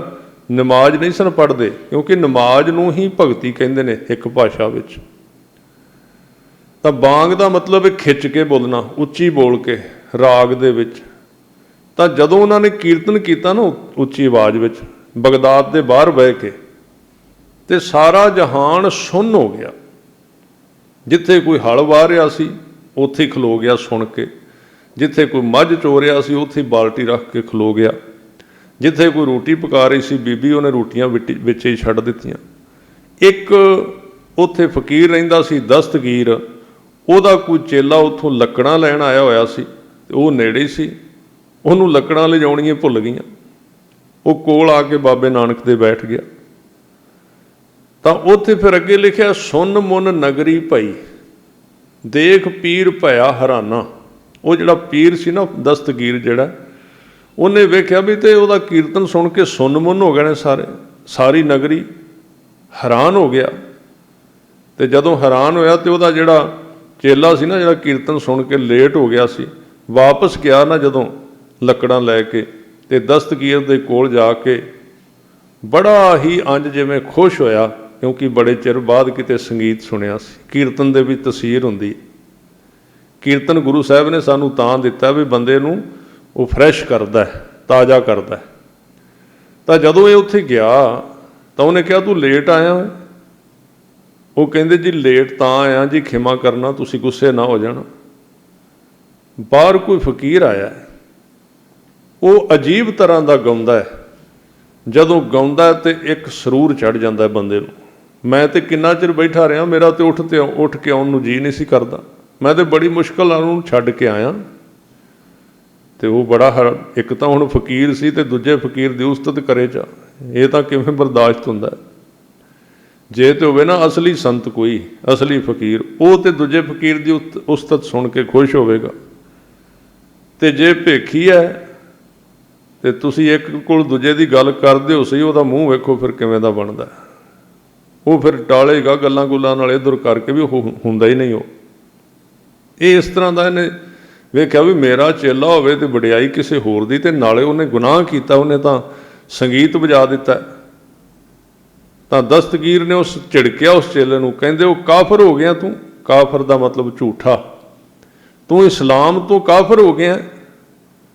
ਤੇ ਉਹ ਚੇਲਾ ਬੜਾ ਅਜੀਬ ਸੀ, ਉਹਨੇ ਹੱਥ ਜੋੜ ਕੇ ਕਿਹਾ, ਜੇ ਗੁੱਸਾ ਨਾ ਕਰਿਆ ਜੇ, ਤੁਸੀਂ ਨਾ ਜਾਣਾ ਉਹਨੂੰ ਮਿਲਣ ਫਕੀਰ ਨੂੰ। ਜੇ ਤੁਸੀਂ ਚਲੇਗਾ ਤੁਸੀਂ ਵੀ ਕਾਫਰ ਹੋ ਜਾਣਾ। ਕਿਉਂ? ਜੇ ਤੁਸੀਂ ਇੱਕ ਵਾਰੀ ਉਹਦੀ ਗੱਲ ਸੁਣ ਲਈ, ਇੱਕ ਵਾਰੀ ਉਹਦਾ ਕੀਰਤਨ ਸੁਣ ਲਿਆ, ਤੁਸੀਂ ਉਹਨੂੰ ਛੱਡ ਨਹੀਂ ਸਕਦੇ। ਉਹਨੇ ਤੁਹਾਡੇ ਵਿੱਚ ਵੜ ਜਾਣਾ, ਵਿੱਚ ਉਹ ਤੁਹਾਨੂੰ ਛੱਡੇਗਾ ਨਹੀਂ। ਤਾਂ ਉੱਥੇ ਜਦੋਂ ਇਹ ਗੱਲ ਹੋਈ ਤਾਂ ਫਿਰ ਦਸਤਗੀਰ ਨੂੰ ਗੁੱਸਾ ਆ ਗਿਆ। ਉਹਨੇ ਸਾਰੇ ਆਪਣੇ ਚੇਲੇ ਬਾਲ ਕੇ ਲਏ ਨਾਲ, ਤੇ ਜਾ ਕੇ ਵੱਟੇ ਲੈ ਕੇ ਗਏ ਮਾਰਨ ਵਾਸਤੇ। ਤਾਂ ਗੁਰੂ ਸਾਹਿਬ ਨੇ ਫਿਰ ਅੱਗੋਂ ਉੱਚੀ ਹੱਥ ਕਰਕੇ ਉੱਚੀ ਆਵਾਜ਼ ਵਿੱਚ ਪੜ੍ਹਿਆ ਸ਼ਬਦ, ਤੇ ਆਪਣੀ ਬਖਸ਼ਿਸ਼ ਦੇ ਨਾਲ ਉਹ ਸਾਰਾ ਕੁਝ ਜਿਹੜੇ ਵੱਟੇ ਸਨ ਉਹਨਾਂ ਦੇ ਹੱਥ ਵਿੱਚ ਹੀ ਰਹਿ ਗਏ। ਫਿਰ ਫਕੀਰ ਹੈਰਾਨ ਹੋ ਗਿਆ। ਵੇਖਿਆ ਧਿਆਨ ਲਗਾਏ ਕਰ, ਇੱਕ ਫਕੀਰ ਵੱਡਾ ਮਸਤਾਨਾ। ਇਹ ਧਿਆਨ ਲਾਉਂਦਾ ਸੀ ਦਸਤਗੀਰੇ ਨੇ, ਵੇਖਿਆ ਵੀ ਕੋਈ ਬੜਾ ਮਸਤਾਨਾ ਫਕੀਰ ਬਾਹਰ ਆਇਆ, ਤੇ ਫਿਰ ਮਿਲਣ ਵਾਸਤੇ ਗਿਆ ਵੀ ਤੇ ਕੋਈ ਕਲਾਵਾਨ ਹੈ, ਸ਼ਕਤੀਵਾਨ ਹੈ। ਪੁੱਛਿਆ ਫਿਰ ਕਹਿ ਦਸਤਗੀਰ, ਕੌਣ ਫਕੀਰ, ਕਿਸ ਦਾ ਘਰਾਨਾ? ਦਸਤਗੀਰ ਨੇ ਪੁੱਛਿਆ ਵੀ ਤੂੰ ਕਿੱਥੋਂ ਆਇਆ ਹੈ, ਕਿਹੜਾ ਫਕੀਰ ਹੈ, ਤੇ ਤੇਰਾ ਘਰਾਨਾ ਕੀ ਹੈ ਗਾਉਣ ਵਾਲਿਆਂ ਦਾ? ਤਾਂ ਗੁਰੂ ਸਾਹਿਬ ਨੇ ਕਿਹਾ, ਨਾਨਕ ਕਲ ਵਿੱਚ ਆਇਆ, ਰੱਬ ਫਕੀਰ ਇੱਕੋ ਪਹਿਚਾਨਾ। ਭਾਵੇਂ ਭਾਈ ਮਰਦਾਨੇ ਨੇ ਕਿਹਾ ਜਾਂ ਗੁਰੂ ਸਾਹਿਬ ਨੇ ਕਿਹਾ ਵੀ ਇਹ ਨਾਨਕ ਨਿਰੰਕਾਰੀ ਨੇ, ਤੇ ਰੱਬ ਤੇ ਫਕੀਰ ਇੱਕੋ ਹੀ ਰੂਪ ਹੋ ਚੁੱਕੇ ਨੇ। ਧਰਤ ਆਕਾਸ਼ ਚਹੂੰ ਦਿਸ ਜਾਨਾ। ਤਾਂ ਇੱਥੇ ਬਾਬਾ ਜੀ ਨੇ ਉਚਾਰਿਆ ਸੀ ਵੀ ਲੱਖਾਂ ਪਤਾਲ ਨੇ ਤੇ ਲੱਖਾਂ ਆਕਾਸ਼ ਨੇ। ਤਾਂ ਜਦੋਂ ਇਹ ਚਰਚਾ ਚੱਲੀ ਤਾਂ ਇਸਲਾਮ ਦੇ ਵਿੱਚ ਉਹ ਦੱਸਦੇ ਸੀ ਵੀ 7 ਆਕਾਸ਼ ਤੇ 7 ਪਤਾਲ ਨੇ, ਤਾਂ ਤੁਸੀਂ ਤਾਂ ਲੱਖਾਂ ਕਹਿ ਰਹੇ ਹੋ। ਫਿਰ ਗੱਲ ਝਗੜਾ ਹੋ ਗਿਆ, ਕਿਉਂਕਿ ਜਿੰਨੇ ਝਗੜੇ ਧਰਮ ਵਿੱਚ ਨੇ ਹੋਰ ਕਿਸੇ ਚੀਜ਼ ਵਿੱਚ ਹੈ ਨੇ। ਫਿਰ ਝਗੜਾ ਹੋ ਗਿਆ। ਉਹ ਕਹਿੰਦੇ ਵੀ ਅਸੀਂ ਤੇ 7 ਮੰਨਦੇ ਹਾਂ, ਤੇ ਤੁਸੀਂ ਕਿਹਾ ਪਤਾਲਾਂ ਪਤਾਲ ਲੱਖ। ਇੱਥੇ ਲੱਖ ਦਾ ਮਤਲਬ ਇਹ ਨਹੀਂ ਵੀ 1 ਲੱਖ, ਕਈ ਲੱਖਾਂ। ਗੁਰੂ ਸਾਹਿਬ ਨੇ ਕਿਤੇ ਗਿਣਤੀ ਨਹੀਂ ਕੀਤੀ ਵੀ 1 ਲੱਖ ਹੈ। ਉਹਨਾਂ ਕਿਹਾ ਲੱਖਾਂ ਪਤਾਲ, ਲੱਖਾਂ ਆਕਾਸ਼। ਪਤਾ ਨਹੀਂ ਬ੍ਰਹਿਮੰਡ ਕਿੱਥੋਂ ਤੱਕ ਫੈਲਿਆ ਹੋਇਆ ਤੇ ਕਿਵੇਂ ਦੀ ਦੁਨੀਆ, ਤੇ ਕੌਣ ਇਹਨੂੰ ਚਲਾ ਰਿਹਾ ਤੇ ਕੀ ਚੱਲ ਰਿਹਾ ਤੇ ਕਿਵੇਂ ਸੰਭਾਲ ਰਿਹਾ ਇਹਨੂੰ ਪਰਮੇਸ਼ਰ, ਇਹਦਾ ਕੋਈ ਅੰਤ ਨਹੀਂ ਪਾ ਸਕਦਾ। ਤੇ ਫਕੀਰ ਦੀ ਇੱਥੇ ਬੜੀ ਵੱਡੀ ਬਹਿਸ ਹੋਈ। ਉਹ ਕਹਿੰਦੇ ਜੀ ਅਸੀਂ ਤੇ 7 ਕਹਿੰਦੇ ਹਾਂ, ਤੁਸੀਂ ਲੱਖਾਂ ਕਿਉਂ ਕਹਿੰਦੇ ਹੋ? ਤੇ ਇਹ ਗੱਲ ਸਾਨੂੰ ਅੱਜ ਕੱਲ੍ਹ ਵਾਲੇ ਸੱਜਣਾਂ ਨੂੰ ਬੜੇ ਧਿਆਨ ਨਾਲ ਸੁਣਨੀ ਚਾਹੀਦੀ ਏ। ਜਿਹੜੀ ਗੱਲ ਗੁਰੂ ਸਾਹਿਬ ਨੇ ਕਹੀ, ਉਹਨਾਂ ਨੇ ਕਿਹਾ ਦਸਤਗੀਰ, ਮੈਂ ਇਹ ਨਹੀਂ ਕਿਹਾ ਵੀ 7 ਨਹੀਂ, ਮੈਂ ਇਹ ਕਿਹਾ ਵੀ 7 ਵੀ ਹੈਨ ਤੇ 8ਵਾਂ ਵੀ ਹੈ। ਤੇ 9ਵਾਂ ਵੀ ਤੇ 10ਵਾਂ ਵੀ ਤੇ ਅੱਗੋਂ ਪਤਾ ਹੀ ਨਹੀਂ ਕਿੰਨੇ ਕੁ ਨੇ। ਮੈਂ ਸੱਤਾਂ ਨੂੰ ਰੱਦ ਥੋੜੀ ਕੀਤਾ, ਪਹਿਲਾਂ 7 ਨੇ ਤਾਂ ਹੀ ਲੱਖਾਂ ਨੇ ਨਾ। ਮੈਂ ਕਦੋਂ ਕਿਹਾ ਵੀ 7 ਨਹੀਂ, 7 ਹੈਣ ਪਰ ਲੱਖਾਂ ਵੀ ਨੇ। ਉਹ ਕਹਿੰਦਾ ਮੈਂ ਤੇ ਮੰਨਦਾ ਨਹੀਂ। ਕਹਿੰਦੇ ਤੇਰੀ ਅੱਖ ਹੁਣ ਉੱਥੋਂ ਤੱਕ ਜਾਂਦੀ, ਤੂੰ 7 ਵੇਖ ਸਕਣਾ, ਤੇਰੀ ਪਹੁੰਚ ਉੱਥੋਂ ਤੱਕ ਹੈ। ਇਹਦਾ ਮਤਲਬ ਇਹ ਨਹੀਂ ਵੀ ਜਿੱਥੋਂ ਤੱਕ ਤੂੰ ਵੇਖ ਸਕਣਾ ਉੱਥੋਂ ਤੱਕ ਹੀ ਸਭ ਕੁਝ। ਜੇ ਤੂੰ ਰੱਬ ਦੇ ਘਰ ਵਿੱਚ ਪ੍ਰਵਾਨਗੀ ਲੈਣੀ ਤੇ ਇਹਦੇ ਤੋਂ ਅੱਗੇ ਤੁਰ ਲੈ ਕਿ ਜਿੰਨਾ ਕੁ ਮੈਨੂੰ ਰੱਬ ਨੇ ਵਿਖਾਇਆ ਉਹਨਾਂ ਕੁ ਮੈਨੂੰ ਦਿਸਦਾ ਹੈ, ਪਰ ਉਹਦਾ ਪਸਾਰਾ ਇਹਦੇ ਤੋਂ ਅੱਗੇ ਬਹੁਤ ਜ਼ਿਆਦਾ ਹੈ। ਤਾਂ ਜਦੋਂ ਇਹ ਚਰਚਾ ਆਦਿਕ ਹੁੰਦੀ ਰਹੀ, ਬਹੁਤ ਸਮਾਂ ਲੱਗ ਗਿਆ, ਤਾਂ ਗੁਰੂ ਸਾਹਿਬ ਨੇ ਕਿਹਾ ਵੀ ਉਹ ਲੱਖਾਂ ਪਤਾਲ ਨੇ, ਕੋਈ ਪਤਾ ਹੀ ਨਹੀਂ, ਪਰਮੇਸ਼ਰ ਦਾ ਅੰਤ ਹੀ ਨਹੀਂ। ਤੇ ਇਹਦੇ ਅੰਦਰ ਜਿਹੜੀ ਇੱਕ ਪਕੜ ਬਣੀ ਹੋਈ ਸੀ, ਜਿਹੜੀ ਸਾਡੇ ਅੱਜ ਦੇ ਪ੍ਰਚਾਰਕਾਂ ਵਿੱਚ ਵੀ ਬਣ ਗਈ, ਵੀ ਜਿਹੜਾ ਮੈਨੂੰ ਪਤਾ ਉਹ ਹੀ ਹੈ, ਹੋਰ ਕੁਝ ਹੈ ਹੀ ਨਹੀਂ। ਇਹ ਉਹੀ ਬੰਦੇ ਸਨ ਉਦੋਂ ਜਿਹੜੇ ਗੁਰੂ ਸਾਹਿਬ ਨੂੰ ਉਦੋਂ ਟੱਕਰਦੇ ਰਹੇ। ਹੋਰ ਕੌਣ ਸਨ? ਉਹੀ ਆ ਗਏ ਨੇ ਕੱਪੜੇ ਬਦਲ ਕੇ ਹੁਣ ਸਿੱਖਾਂ ਵਾਲੇ ਪਾ ਲਏ ਨੇ। ਇਹ ਸਾਰੇ ਉਹੀ ਨੇ। ਉਹ ਕਹਿੰਦੇ ਜਿਹੜਾ ਸਾਨੂੰ ਪਤਾ ਹੈ, ਅਸੀਂ ਪੜ੍ਹੀ ਜੀ ਕਿਤਾਬ, ਪਹਿਲਾਂ ਤਾਂ ਕਿਸੇ ਨੂੰ ਪਤਾ ਨਹੀਂ ਲੱਗਾ। ਇਹ ਸਾਰੇ ਹੰਕਾਰ ਦੇ ਖਾਨਦਾਨ ਵਿੱਚੋਂ ਨੇ ਕਿ ਜੋ ਮੈਨੂੰ ਪਤਾ ਹੈ ਉਹੀ ਹੈ, ਹੋਰ ਕੁਝ ਹੈ ਨਹੀਂ ਹੈ। ਤਾਂ ਉਹਦੇ ਤੋਂ ਬਾਅਦ ਫਿਰ ਤਕਰਾਰ ਵੀ ਹੋਇਆ। ਤਕਰਾਰ ਦਾ ਮਤਲਬ ਬਹਿਸ ਹੋਈ। ਪੁੱਛੇ ਪੀਰ ਤਕਰਾਰ ਕਰ, ਭਾਈ ਗੁਰਦਾਸ ਜੀ। ਇਹ ਫਕੀਰ ਵੱਡਾ ਅਤਾਈ। ਹੁਣ ਕਹਿੰਦੇ ਜੀ ਭਾਈ ਗੁਰਦਾਸ ਜੀ ਨੂੰ ਤੇ ਅਸੀਂ ਮੰਨਦੇ ਹੀ ਨਹੀਂ। ਤੇ ਉਹਨਾਂ ਨੇ ਲਿਖਿਆ ਹੋਇਆ, ਜਦੋਂ ਬੰਦਾ ਕੋਈ ਗੱਲ ਕਰਦਾ ਹੈ ਨਾ, ਉਸ ਬੰਦੇ ਦੀ ਗੱਲ ਤੋਂ ਪਤਾ ਲੱਗ ਜਾਂਦਾ ਹੈ ਕਿੰਨਾ ਕੁ ਪੜ੍ਹਿਆ ਹੈ, ਇਹਦੀ ਕਿੰਨੀ ਕੁ ਅਕਲ ਹੈ, ਕਿੰਨਾ ਕੁ ਇਹਦਾ ਤਜਰਬਾ। ਮੈਂ ਤੁਹਾਨੂੰ ਇੱਕ ਗੱਲ ਦੱਸ ਦਿੰਦਾ। ਇੱਕ ਬੰਦਾ ਕਹਿੰਦਾ ਜੀ ਭਾਈ ਗੁਰਦਾਸ ਕੌਣ ਹੁੰਦਾ ਜੀ, ਤੇ ਅਗਲੇ ਸਟੇਜ ਤੇ ਜਾ ਕੇ ਪਤਾ ਕੀ ਕਹੇਗਾ ਜੀ, ਗੁਰੂ ਗ੍ਰੰਥ ਸਾਹਿਬ ਜੀ ਤੇ ਭਾਈ ਗੁਰਦਾਸ ਜੀ ਨੇ ਲਿਖਿਆ।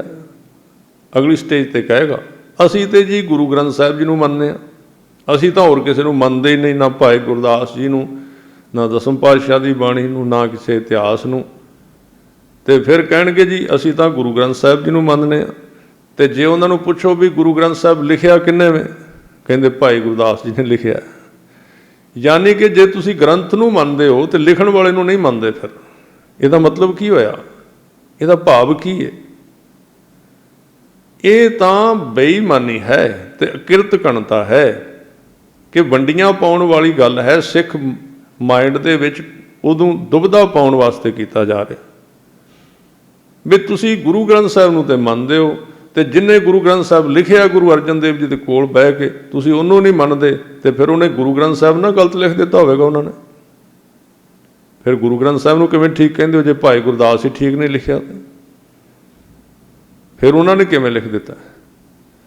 ਜਦੋਂ ਬੰਦੇ ਨੇ ਤਰਕ ਵੀ ਕਰਨਾ ਹੋਵੇ ਨਾ, ਤਰਕ ਦਾ ਕੋਈ ਤਰੀਕਾ ਹੁੰਦਾ ਹੈ ਵੀ ਅਗਲੀ ਪਿਛਲੀ ਲੱਤ ਵੇਖ ਕੇ ਕਰਨੀ ਵੀ ਇੱਥੋਂ ਲੰਘ ਵੀ ਜਾਵਾਂਗਾ ਕਿ ਨਹੀਂ। ਪਰ ਇਹ ਤਰਕ ਵੀ ਇਸ ਤਰ੍ਹਾਂ ਦਾ ਕਰਦੇ ਨੇ ਜਿੱਦਾਂ ਪਹਿਲਾਂ ਹੀ ਜਲੂਸ ਨਿਕਲ ਜਾਂਦਾ ਅੱਧ ਵਿਚਕਾਰ ਹੀ। ਪਰ ਹੁਣ ਇਹਨਾਂ ਨੂੰ ਸਮਝਾਏ ਕੌਣ? ਕਿਸੇ ਦਾ ਲੋਹੇ ਦਾ ਮੱਥਾ ਹੋਵੇ ਤੇ ਰੋਜ਼ ਉੱਠ ਕੇ ਸਵੇਰੇ ਮਾਰੀ ਜਾਏ ਇਹਨਾਂ ਦੇ ਨਾਲ। ਜਿਹਨੂੰ ਆਪਣਾ ਕੰਮ ਹੈ ਉਹ ਕਾਹਨੂੰ ਸਿਰ ਪਾੜੇਗਾ ਆਪਣਾ ਰੋਜ਼ ਇਹਨਾਂ ਦੇ ਨਾਲ ਬਹਿਸ ਕਰ ਕਰ। ਤਾਂ ਇਹ ਉਹ ਕਹਿੰਦਾ ਸੀ ਵੀ ਮੈਨੂੰ ਜਿੰਨਾ ਪਤਾ ਉਨਾ ਹੀ ਹੈ, ਹੋਰ ਕੁਝ ਨਹੀਂ। ਤਾਂ ਉੱਥੇ ਭਾਈ ਗੁਰਦਾਸ ਜੀ ਕਹਿੰਦੇ ਪੁੱਛੇ ਪੀਰ ਤਕਰਾਰ ਕਰ, ਇਹ ਫਕੀਰ ਵੱਡਾ ਅਤਾਈ। ਅਤਾਈ ਦਾ ਮਤਲਬ ਅੱਤ ਕਰਨ ਵਾਲਾ, ਵੀ ਇਹ ਬੜਾ, ਇਹਨੇ ਇੱਥੇ ਆ ਕੇ ਬੜੀ ਅੱਤ ਕਰ ਦਿੱਤੀ ਹੈ। ਇੱਥੇ ਵਿੱਚ ਬਗਦਾਦ ਦੇ ਵੱਡੀ ਕਰਾਮਾਤ ਦਿਖਲਾਈ। ਭਾਈ ਗੁਰਦਾਸ ਜੀ ਕਹਿੰਦੇ ਵੀ ਇੱਥੇ ਬਗਦਾਦ ਵਿੱਚ ਆ ਕੇ ਇਹਨੇ ਕਰਾਮਾਤ ਬੜੀ ਵੱਡੀ ਵਿਖਾਈ ਹੈ। ਕਰਾਮਾਤ ਕਿਹੜੀ ਸੀ? ਉਹ ਜਿਹੜਾ ਕੀਰਤਨ ਕੀਤਾ ਸੀ ਨਾ, ਉਹਦੀਆਂ ਤਰੰਗਾਂ ਇੰਨੀਆਂ ਜ਼ਬਰਦਸਤ ਸਨ ਕਿ ਲੋਕ ਇੱਕ ਥਾਂ ਤੇ ਖੜੇ ਕਰ ਦਿੱਤੇ ਬਾਬੇ ਨਾਨਕ ਨੇ, ਹਿੱਲਣ ਜੋਗੇ ਨਹੀਂ ਰਹੇ ਕਿਸੇ ਪਾਸੇ। ਇਹ ਉਹ ਸ਼ਬਦ ਕਲਾ ਸੀ ਜਿਹੜੀ ਗੁਰੂ ਗ੍ਰੰਥ ਸਾਹਿਬ ਦੇ ਵਿੱਚ ਵਰਤਾਈ ਹੋਈ ਹੈ ਮਹਾਰਾਜ ਨੇ। ਜਦੋਂ ਉਹ ਚੀਜ਼ ਵਰਤਦੀ ਹੈ ਉਹ ਸਭ ਸੁੰਨ ਮੁੰਨ ਕਰ ਦਿੰਦੀ ਗੁਰੂ ਕਾ ਸ਼ਬਦ, ਉਹਦਾ ਅਸਰ ਇਸ ਤਰ੍ਹਾਂ ਦਾ। ਤਾਂ ਕਹਿੰਦੇ ਇਹਨੇ ਬੜੀ ਵੱਡੀ ਕਰਾਮਾਤ ਵਿਖਾਈ ਹੈ। ਤਾਂ ਫਿਰ ਕਹਿੰਦੇ ਇਹਨੇ ਕਰਾਮਾਤ ਕਿਹੜੀ ਵਿਖਾਈ ਹੈ? ਪਾਤਾਲਾਂ ਆਕਾਸ਼ ਲੱਖ ਓੜਕ ਭਾਲੀ ਖਬਰ ਸੋ ਸਾਈ। ਕਹਿੰਦੇ ਇਹਨੇ ਕਿਹਾ ਹੈ ਕਿ ਲੱਖਾਂ ਆਕਾਸ਼ ਨੇ ਤੇ ਲੱਖਾਂ ਹੀ ਪਾਤਾਲ ਨੇ। ਤੇ ਇਹ ਨਵੀਂ ਗੱਲ ਕਰ ਦਿੱਤੀ। ਅਸੀਂ ਤੇ ਸੱਤ ਕਹਿੰਦੇ ਸੀ। ਫੇਰ ਦੁਰਾਇਣ ਦਸਤਗੀਰ ਅਸੀਂ ਪੇ ਵੇਖਾਂ ਜੋ ਤੋਹੇ ਪਾਈ। ਫਿਰ ਦਸਤਗੀਰ ਨੇ ਆ ਕੇ ਕਿਹਾ ਵੀ ਲੋਕ ਵੀ ਸਾਰੇ ਇਕੱਠੇ ਹੋ ਗਏ ਬਈ ਹੇ ਨਾਨਕ, ਜਿਹੜੇ ਤੂੰ ਲੱਖਾਂ ਆਕਾਸ਼ ਤੇ ਪਤਾਲ ਵਿਖਾਨਾ ਹੈ, ਕਹਿੰਦਾ ਹੈਨ ਨੇ, ਤੇ ਉਹ ਸਾਨੂੰ ਵੀ ਵਿਖਾ ਦੇ, ਫਿਰ ਅਸੀਂ ਫੇ ਵੇਖਾਂ ਜੋ ਤੋਹੇ ਪਾਈ। ਗੁਰੂ ਸਾਹਿਬ ਚੁੱਪ ਕਰ ਗਏ। ਬੜਾ ਚਿਰ ਚੁੱਪ ਰਹਿਣ ਤੋਂ ਬਾਅਦ ਫਕੀਰ ਦਸਤਗੀਰ ਨੇ ਸੋਚਿਆ ਵੀ ਸ਼ਾਇਦ ਹੁਣ ਇਹ ਚੁੱਪ ਕਰ ਗਏ ਨੇ, ਹਾਰ ਗਏ ਨੇ, ਬਈ ਇਹ ਵਿਖਾਉਣਗੇ ਕਿਹਨੂੰ, ਇਹਨਾਂ ਦੇ ਕੋਲ ਕਰਾਮਾਤ ਵਿਖਾਉਣ ਜੋਗੀ ਹੈ ਨਹੀਂ। ਤਾਂ ਗੁਰੂ ਸਾਹਿਬ ਚੁੱਪ ਕਰ ਗਿਆ ਸੀ। ਜਦੋਂ ਬਹੁਤਾ ਚਿਰ ਚੁੱਪ ਕਰਕੇ ਬੈਠੇ ਰਹੇ ਤੇ ਫਕੀਰ ਫਿਰ ਕਹਿੰਦਾ ਜੀ ਵਿਖਾਓਗੇ ਇਹ ਲੱਖਾਂ ਪਤਾਲ ਤੇ ਲੱਖਾਂ ਆਕਾਸ਼ ਵਿਖਾਓਗੇ? ਤਾਂ ਉਹਦੇ ਤੋਂ ਬਾਅਦ ਦਸਤਗੀਰ ਫਕੀਰ ਨੇ ਸੋਚਿਆ ਵੀ ਇਹਨਾਂ ਦੇ ਚੁੱਪ ਕਰਨ ਦਾ ਜੋ ਕਾਰਨ ਹੈ ਵੀ ਸ਼ਾਇਦ ਇਹ ਹੁਣ ਵਿਖਾ ਨਹੀਂ ਸਕਦੇ। ਤਾਂ ਉਹਨਾਂ ਨੇ ਫਿਰ ਕਿਹਾ ਵੀ ਸਾਨੂੰ ਵੀ ਵਿਖਾਓ। ਤੇ ਸਤਿਗੁਰੂ ਜੀ ਨੇ ਕਿਹਾ ਆਪਣੇ ਬੱਚੇ ਨੂੰ ਅੱਗੇ ਕਰ। ਉਹਦਾ ਪੁੱਤਰ ਨਾਲ ਆਇਆ ਸੀ, ਉਹਦਾ ਬੇਟਾ ਆਇਆ ਸੀ ਫਕੀਰ ਦਸਤਗੀਰ ਦਾ। ਕਹਿੰਦੇ ਇਹਨੂੰ ਦਿਖਾ ਸਕਨੇ ਆ। ਉਹਨੇ ਆਪਣਾ ਬੱਚਾ ਸੀ ਜਿਹੜਾ ਪੁੱਤਰ ਸੀ ਅੱਗੇ ਲੈ ਆਂਦਾ। ਤੇ ਭਾਈ ਗੁਰਦਾਸ ਸਾਹਿਬ ਇਹ ਗੱਲ ਲਿਖਦੇ ਨੇ, ਤੁਸੀਂ ਪੜ੍ਹ ਸਕਦੇ ਹੋ ਉੱਤੇ, ਔਰ ਜਿਹੜੇ ਲੋਕ ਇਹਦਾ ਖੰਡਨ ਕਰਦੇ ਨੇ ਤੁਸੀਂ ਉਹਨਾਂ ਦਾ ਜਵਾਬ ਇਹਦੇ ਵਿੱਚੋਂ ਪੜ੍ਹ ਸਕਦੇ ਹੋ। ਭਾਈ ਗੁਰਦਾਸ ਜੀ ਇਹਨੂੰ ਕਹਿ ਰਹੇ ਨੇ ਕਿ ਨਾਲ ਲੀਤਾ ਬੇਟਾ ਪੀਰ ਦਾ। ਉਹ ਜਿਹੜਾ ਪੀਰ ਦਾ ਫਕੀਰ ਦਾ ਪੁੱਤਰ ਸੀ ਨਾ, ਉਹ ਨਾਲ ਲਿਆ ਗੁਰੂ ਸਾਹਿਬ ਨੇ। ਅੱਖੀ ਮੀਟ, ਉਹਨੂੰ ਕਿਹਾ ਵੀ ਅੱਖਾਂ ਬੰਦ ਕਰ ਲੈ। ਗਿਆ ਹਵਾਈ, ਤੇ ਹਵਾਈ ਪਤਾ ਨਹੀਂ ਕਿੱਧਰ ਨੂੰ ਗੁਰੂ ਸਾਹਿਬ ਨੂੰ ਲੈ ਕੇ ਚਲੇ ਗਏ। ਹੁਣ ਇੱਥੇ ਭਾਈ ਗੁਰਦਾਸ ਜੀ ਇਹਦੀ ਗਵਾਹੀ ਦੇ ਰਹੇ ਨੇ, ਤੇ ਜਿਹੜੇ ਲੋਕ ਇਹਦਾ ਖੰਡਨ ਕਰਦੇ ਨੇ ਉਹ ਕਿਸ ਬੇਸ ਤੇ ਕਰ ਰਹੇ ਨੇ? ਉਹ ਇਹ ਦੱਸ ਸਕਦੇ ਨੇ ਵੀ ਇਹ ਕਿੱਥੇ ਲਿਖਿਆ ਵੀ ਨਹੀਂ ਹੋਇਆ? ਇਹ ਤਾਂ ਲਿਖਿਆ ਹੋਇਆ ਨਾ ਵੀ ਹੋਇਆ ਹੈ, ਤੇ ਅਸੀਂ ਉਹਦੀ ਵਿਆਖਿਆ ਕਰਨੇ ਆ ਵੀ ਇਸ ਤਰ੍ਹਾਂ ਹੋਇਆ ਵੀ ਨਾਲ ਫਕੀਰ ਦਾ ਪੁੱਤਰ ਲਿਆ ਤੇ ਉਹਨੂੰ ਲੱਖਾਂ ਪਤਾਲ ਤੇ ਆਕਾਸ਼ ਵਿਖਾਏ, ਤੇ ਉੱਥੋਂ ਫਿਰ ਕੜਾਹ ਪ੍ਰਸ਼ਾਦ ਦੀ ਦੇਗ ਵੀ ਲੈ ਕੇ ਆਏ। ਇਹ ਤਾਂ ਬਾਈ ਪ੍ਰੂਫ ਲਿਖਿਆ ਹੋਇਆ ਅਸੀਂ ਬੋਲ ਰਹੇ ਹਾਂ। ਪਰ ਜਦੋਂ ਉਹ ਕਹਿੰਦੇ ਨੇ ਵੀ ਇਹ ਨਹੀਂ ਹੋਇਆ, ਇਹ ਕਿਹੜੀ ਕਿਤਾਬ ਵਿੱਚ ਲਿਖਿਆ ਹੋਇਆ ਵੀ ਇਹ ਨਹੀਂ ਹੋਇਆ? ਇਹ ਤੇ ਉਹਨਾਂ ਨੇ ਆਪਣੀ ਮਨਮਤ ਕੱਢੀ ਹੈ ਨਾ, ਹੋਰ ਤੇ ਕੋਈ ਇਸ ਤਰ੍ਹਾਂ ਦੀ ਪੋਥੀ ਹੈ ਹੀ ਨਹੀਂ।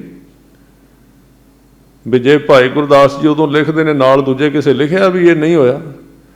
ਇਹ ਤੇ ਹੁਣੇ ਹੀ ਜੰਮਿਆ ਗਿਆਨ ਹੈ ਨਾ ਇਹਨਾਂ ਦੇ ਵਿੱਚੋਂ, ਇਹਨਾਂ ਦੇ ਘਰੋਂ ਜੰਮਿਆ ਗਿਆਨ ਹੈ, ਇਹ ਕਿਤੇ ਲਿਖਿਆ ਨਹੀਂ ਹੋਇਆ। ਤਾਂ ਇਹਦਾ ਮਤਲਬ ਕੀ ਹੈ? ਨਾਲ ਲੀਤਾ ਬੇਟਾ ਪੀਰ ਦਾ, ਅੱਖੀ ਮੀਟ ਗਿਆ ਹਵਾਈ। ਹੁਣ ਇੱਥੇ ਭਾਈ ਗੁਰਦਾਸ ਜੀ ਉਹਨੂੰ ਇੱਕ ਵਿਸ਼ੇਸ਼ ਤਰੀਕੇ ਦੇ ਨਾਲ ਦੱਸ ਰਹੇ ਨੇ ਕਿ ਗੁਰੂ ਸਾਹਿਬ ਸਮੇਤ ਸਰੀਰ ਦੇ ਹੀ ਲੋਕਾਂ ਦੇ ਕੋਲੋਂ ਉੱਡ ਕੇ ਚਲੇ ਗਏ। ਇਹ ਭੁਲੇਖਾ ਪੈਂਦਾ ਨਾ, ਨਹੀਂ ਇਸ ਤਰ੍ਹਾਂ ਦੀ ਕੋਈ ਗੱਲ ਨਹੀਂ ਸੀ। ਗੁਰੂ ਸਮਰੱਥ ਹੈ, ਗੁਰੂ ਨੇ ਜੋ ਕੁਝ ਵਰਤਾਉਣਾ ਵਿਖਾਉਣਾ, ਤੇ ਉਹ ਮਤਲਬ ਨਹੀਂ ਵੀ ਸਾਰੇ ਲੋਕਾਂ ਨੂੰ ਨਜ਼ਰ ਆਵੇਗਾ, ਆਪਣੀ ਆਪਣੀ ਦ੍ਰਿਸ਼ਟੀ ਹੈ। ਇੱਥੇ ਭਾਈ ਸਾਹਿਬ ਜੀ ਕਹਿ ਰਹੇ ਨੇ ਕਿ ਉਹਨਾਂ ਨੇ ਅੱਖ ਬੰਦ ਕੀਤੀ ਤੇ ਉਸ ਬੱਚੇ ਨੇ ਵੀ ਅੱਖ ਬੰਦ ਕੀਤੀ। ਆਕਾਸ਼ ਸਰੀਰ ਉੱਥੇ ਨੇ, ਸਰੀਰ ਉੱਥੇ ਦੋਵਾਂ ਦੇ, ਪਰ ਅੰਦਰੋਂ ਸੁਰਤੀ ਦੁਆਰਾ ਉਹਨੂੰ ਕਿਸੇ ਐਸੇ ਤੱਤ ਨਾਲ ਜੋੜ ਕੇ ਉਸ ਫਕੀਰ ਦੇ ਬੱਚੇ ਨੂੰ, ਇੱਥੇ ਗੁਰੂ ਦੀ ਗੱਲ ਗੁਰੂ ਜਾਣੇ ਨਾ। ਹੁਣ ਮੈਂ ਐਵੇਂ ਵਿਆਖਿਆ ਕਰੀ ਜਾਂ ਵੀ ਇਸ ਤਰ੍ਹਾਂ ਉੱਡ ਕੇ ਗਏ ਨੇ ਜੀ ਇੰਝ ਗਏ ਨੇ, ਗੁਰੂ ਜਾਣਦਾ ਕਿਵੇਂ ਗਿਆ। ਤਾਂ ਉੱਥੇ ਅੱਖਾਂ ਬੰਦ ਦੇ ਵਿੱਚ ਹੀ ਸੁਰਤੀ ਦੁਆਰਾ ਉਹਨੂੰ ਇੱਕ ਅੱਖ ਝਮਕਣ ਦੇ ਸਮੇਂ ਵਿੱਚ, ਉੱਥੇ ਟਾਈਮ ਨਹੀਂ ਲੱਗਾ ਵੀ ਲੱਖਾਂ ਪਤਾਲ ਵਿਖਾਉਣੇ ਨੇ ਤੇ ਬਈ 1000 ਸਾਲ ਲੱਗ ਜਾਏਗਾ। ਭਾਈ ਗੁਰਦਾਸ ਜੀ ਕਹਿੰਦੇ ਇੱਕ ਅੱਖ ਫੁਰਕਣ ਦੇ ਸਮੇਂ ਵਿੱਚ, ਜਿਵੇਂ ਆਪਾਂ ਅੱਖ ਬੰਦ ਕਰਕੇ ਖੋਲ੍ਹਨੇ ਆ, ਇੱਧਰ ਇੰਨਾ ਟਾਈਮ ਹੋਇਆ ਸੀ ਤੇ ਉੱਧਰ ਪਰਤ ਕੇ ਫਿਰ ਗੁਰੂ ਸਾਹਿਬ ਨੇ ਅੱਖਾਂ ਖੋਲ੍ਹੀਆਂ ਤੇ ਉਹਨੇ ਵੀ ਖੋਲ੍ਹੀਆਂ, ਤੇ ਉਹ ਹੈਰਾਨ ਸੀ। ਉਹਦੇ ਪਿਤਾ ਨੇ ਪੁੱਛਿਆ ਵੀ ਦੱਸ ਤੂੰ ਕੁਝ ਵੇਖਿਆ? ਉਹ ਕਹਿੰਦਾ ਜੀ ਮੈਂ ਸਭ ਕੁਝ ਵੇਖਿਆ, ਪਤਾ ਨਹੀਂ ਲੱਖਾਂ ਆਕਾਸ਼ ਲੱਖਾਂ ਪਤਾਲ, ਪਤਾ ਹੀ ਨਹੀਂ ਕਿੰਨਾ ਕੁ। ਤੇ ਇਸ ਬਾਬੇ ਨਾਨਕ ਦੀ ਉੱਥੇ ਵੀ ਸੰਗਤ ਹੈ। ਜਦੋਂ ਅਸੀਂ ਗਏ ਹਾਂ ਤੇ ਉੱਥੇ ਵੀ ਸੰਗਤ ਵਿੱਚ ਕੀਰਤਨ ਹੋ ਰਿਹਾ ਸੀ, ਉਹਨਾਂ ਨੇ ਇਹਨਾਂ ਦਾ ਬੜਾ ਸਤਿਕਾਰ ਕੀਤਾ, ਤੇ ਉੱਥੋਂ ਜਿਹੜਾ ਕੜਾਹ ਪ੍ਰਸ਼ਾਦ ਦੀ ਦੇਗ ਵੀ ਅਸੀਂ ਲਈਏ, ਉਹਦੇ ਪੁੱਤਰ ਨੇ ਕਿਹਾ। ਹੁਣ ਇਹਨੂੰ ਫਿਰ ਕਹਿਣਗੇ ਜੀ ਦੇਗ ਕਿੱਥੋਂ ਲੈ ਲਈ ਜੀ, ਉਹ ਤੇ ਉੱਥੇ ਬੈਠੇ ਸਨ। ਫਿਰ ਕਹਿਣਗੇ ਜੀ ਹੱਥਾਂ ਨੂੰ ਥਿੰਦਾ ਨਹੀਂ ਲੱਗਾ ਉੱਥੇ। ਹੁਣ ਕੌਣ ਇਹਨਾਂ ਲੋਕਾਂ ਨਾਲ ਸਿਰ ਮਾਰੇ ਤੇ ਕੌਣ ਸਮਝਾਏ। ਵੀ ਇਹ ਦੁਨੀਆ ਨਹੀਂ ਜਿਹੜੀ ਸਾਡੀ ਦੁਨੀਆ, ਹੋਰ ਵੀ ਕੋਈ ਦੁਨੀਆ ਹੈ। ਕਿਵੇਂ ਹੁੰਦਾ ਹੈ, ਕੀ ਹੋ ਜਾਂਦਾ ਹੈ, ਕਿਵੇਂ। ਤਾਂ ਉੱਥੇ ਭਾਈ ਗੁਰਦਾਸ ਜੀ ਕਹਿੰਦੇ ਕਿ ਉਹ ਜਦੋਂ ਗਏ ਤਾਂ ਲੱਖ ਆਕਾਸ਼ ਪਤਾਲ ਲੱਖ, ਅੱਖ ਫੁਰਕ ਵਿੱਚ ਸਭ ਦਿਖਲਾਈ। ਅੱਖ ਫੁਰਕ ਦਾ ਮਤਲਬ ਹੈ ਅੱਖ ਖੋਲਣੀ ਤੇ ਬੰਦ ਕਰਨੀ।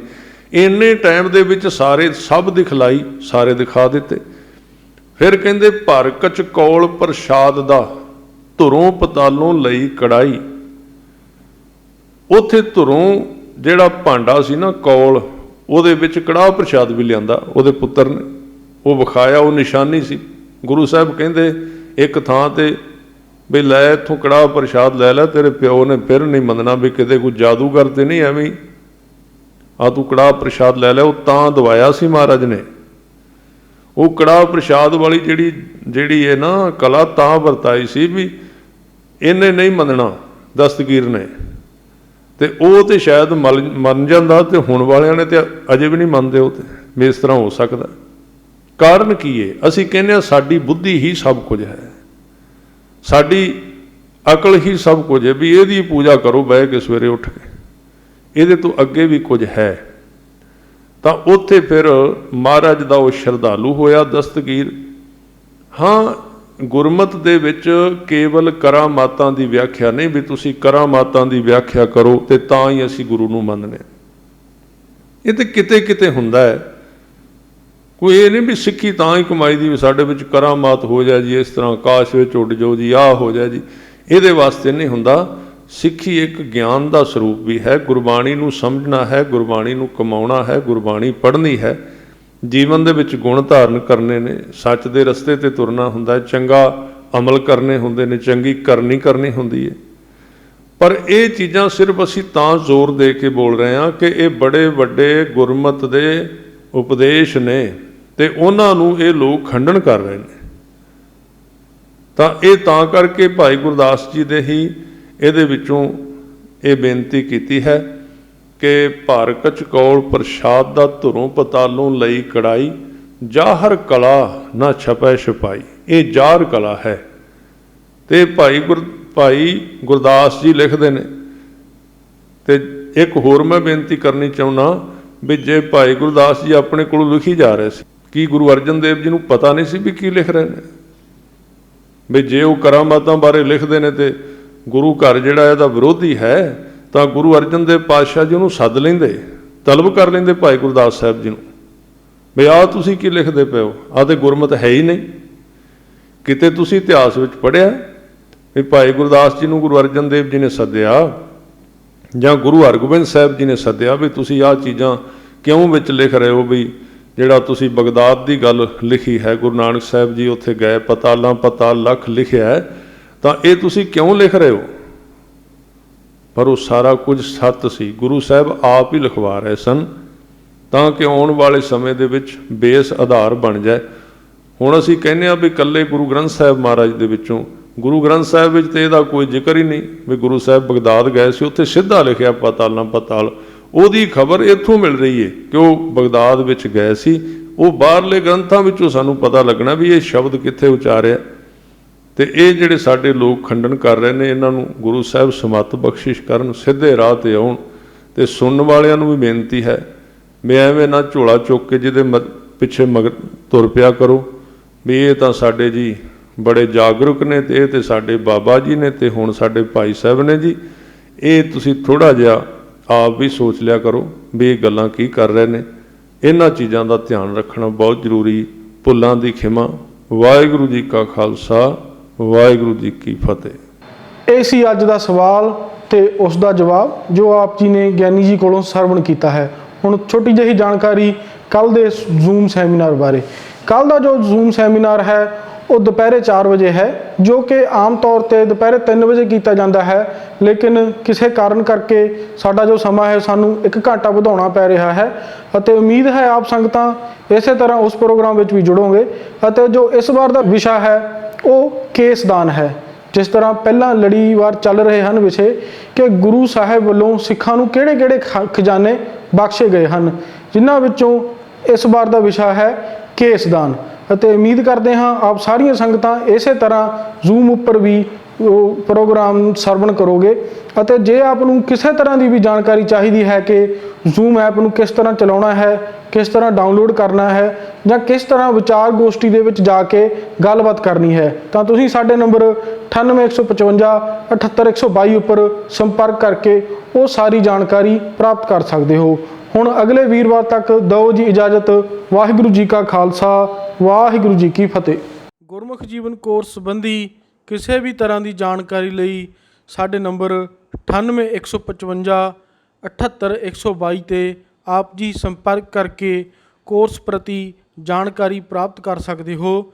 ਕੋਰਸ ਕਰਨ ਦੇ ਜੋ ਤਰੀਕੇ ਹਨ, ਆਪ ਜੀ ਡਾਕ ਰਾਹੀਂ ਕਿਤਾਬਾਂ ਮੰਗਵਾ ਕੇ ਆਪਣੇ ਘਰ ਬੈਠੇ ਇਹ ਕੋਰਸ ਕਰ ਸਕਦੇ ਹੋ, ਜਾਂ ਫਿਰ ਵਿਦੇਸ਼ਾਂ ਵਿੱਚ ਜੋ ਸੰਗਤਾਂ ਹਨ ਜਾਂ ਜੋ ਪੰਜਾਬ ਤੋਂ ਦੂਰ ਹਨ, ਉਹਨਾਂ ਲਈ ਗਿਆਨੀ ਜੀ ਵੱਲੋਂ ਆਪਣੇ ਨਾਮ ਤੇ ਜੋ ਵੈਬਸਾਈਟ ਹੈ www.gyanikulwantsingh.com, ਇਸ ਵੈਬਸਾਈਟ ਉੱਪਰ ਤੁਸੀਂ ਆਨਲਾਈਨ ਵੀ ਕੋਰਸ ਕਰ ਸਕਦੇ ਹੋ।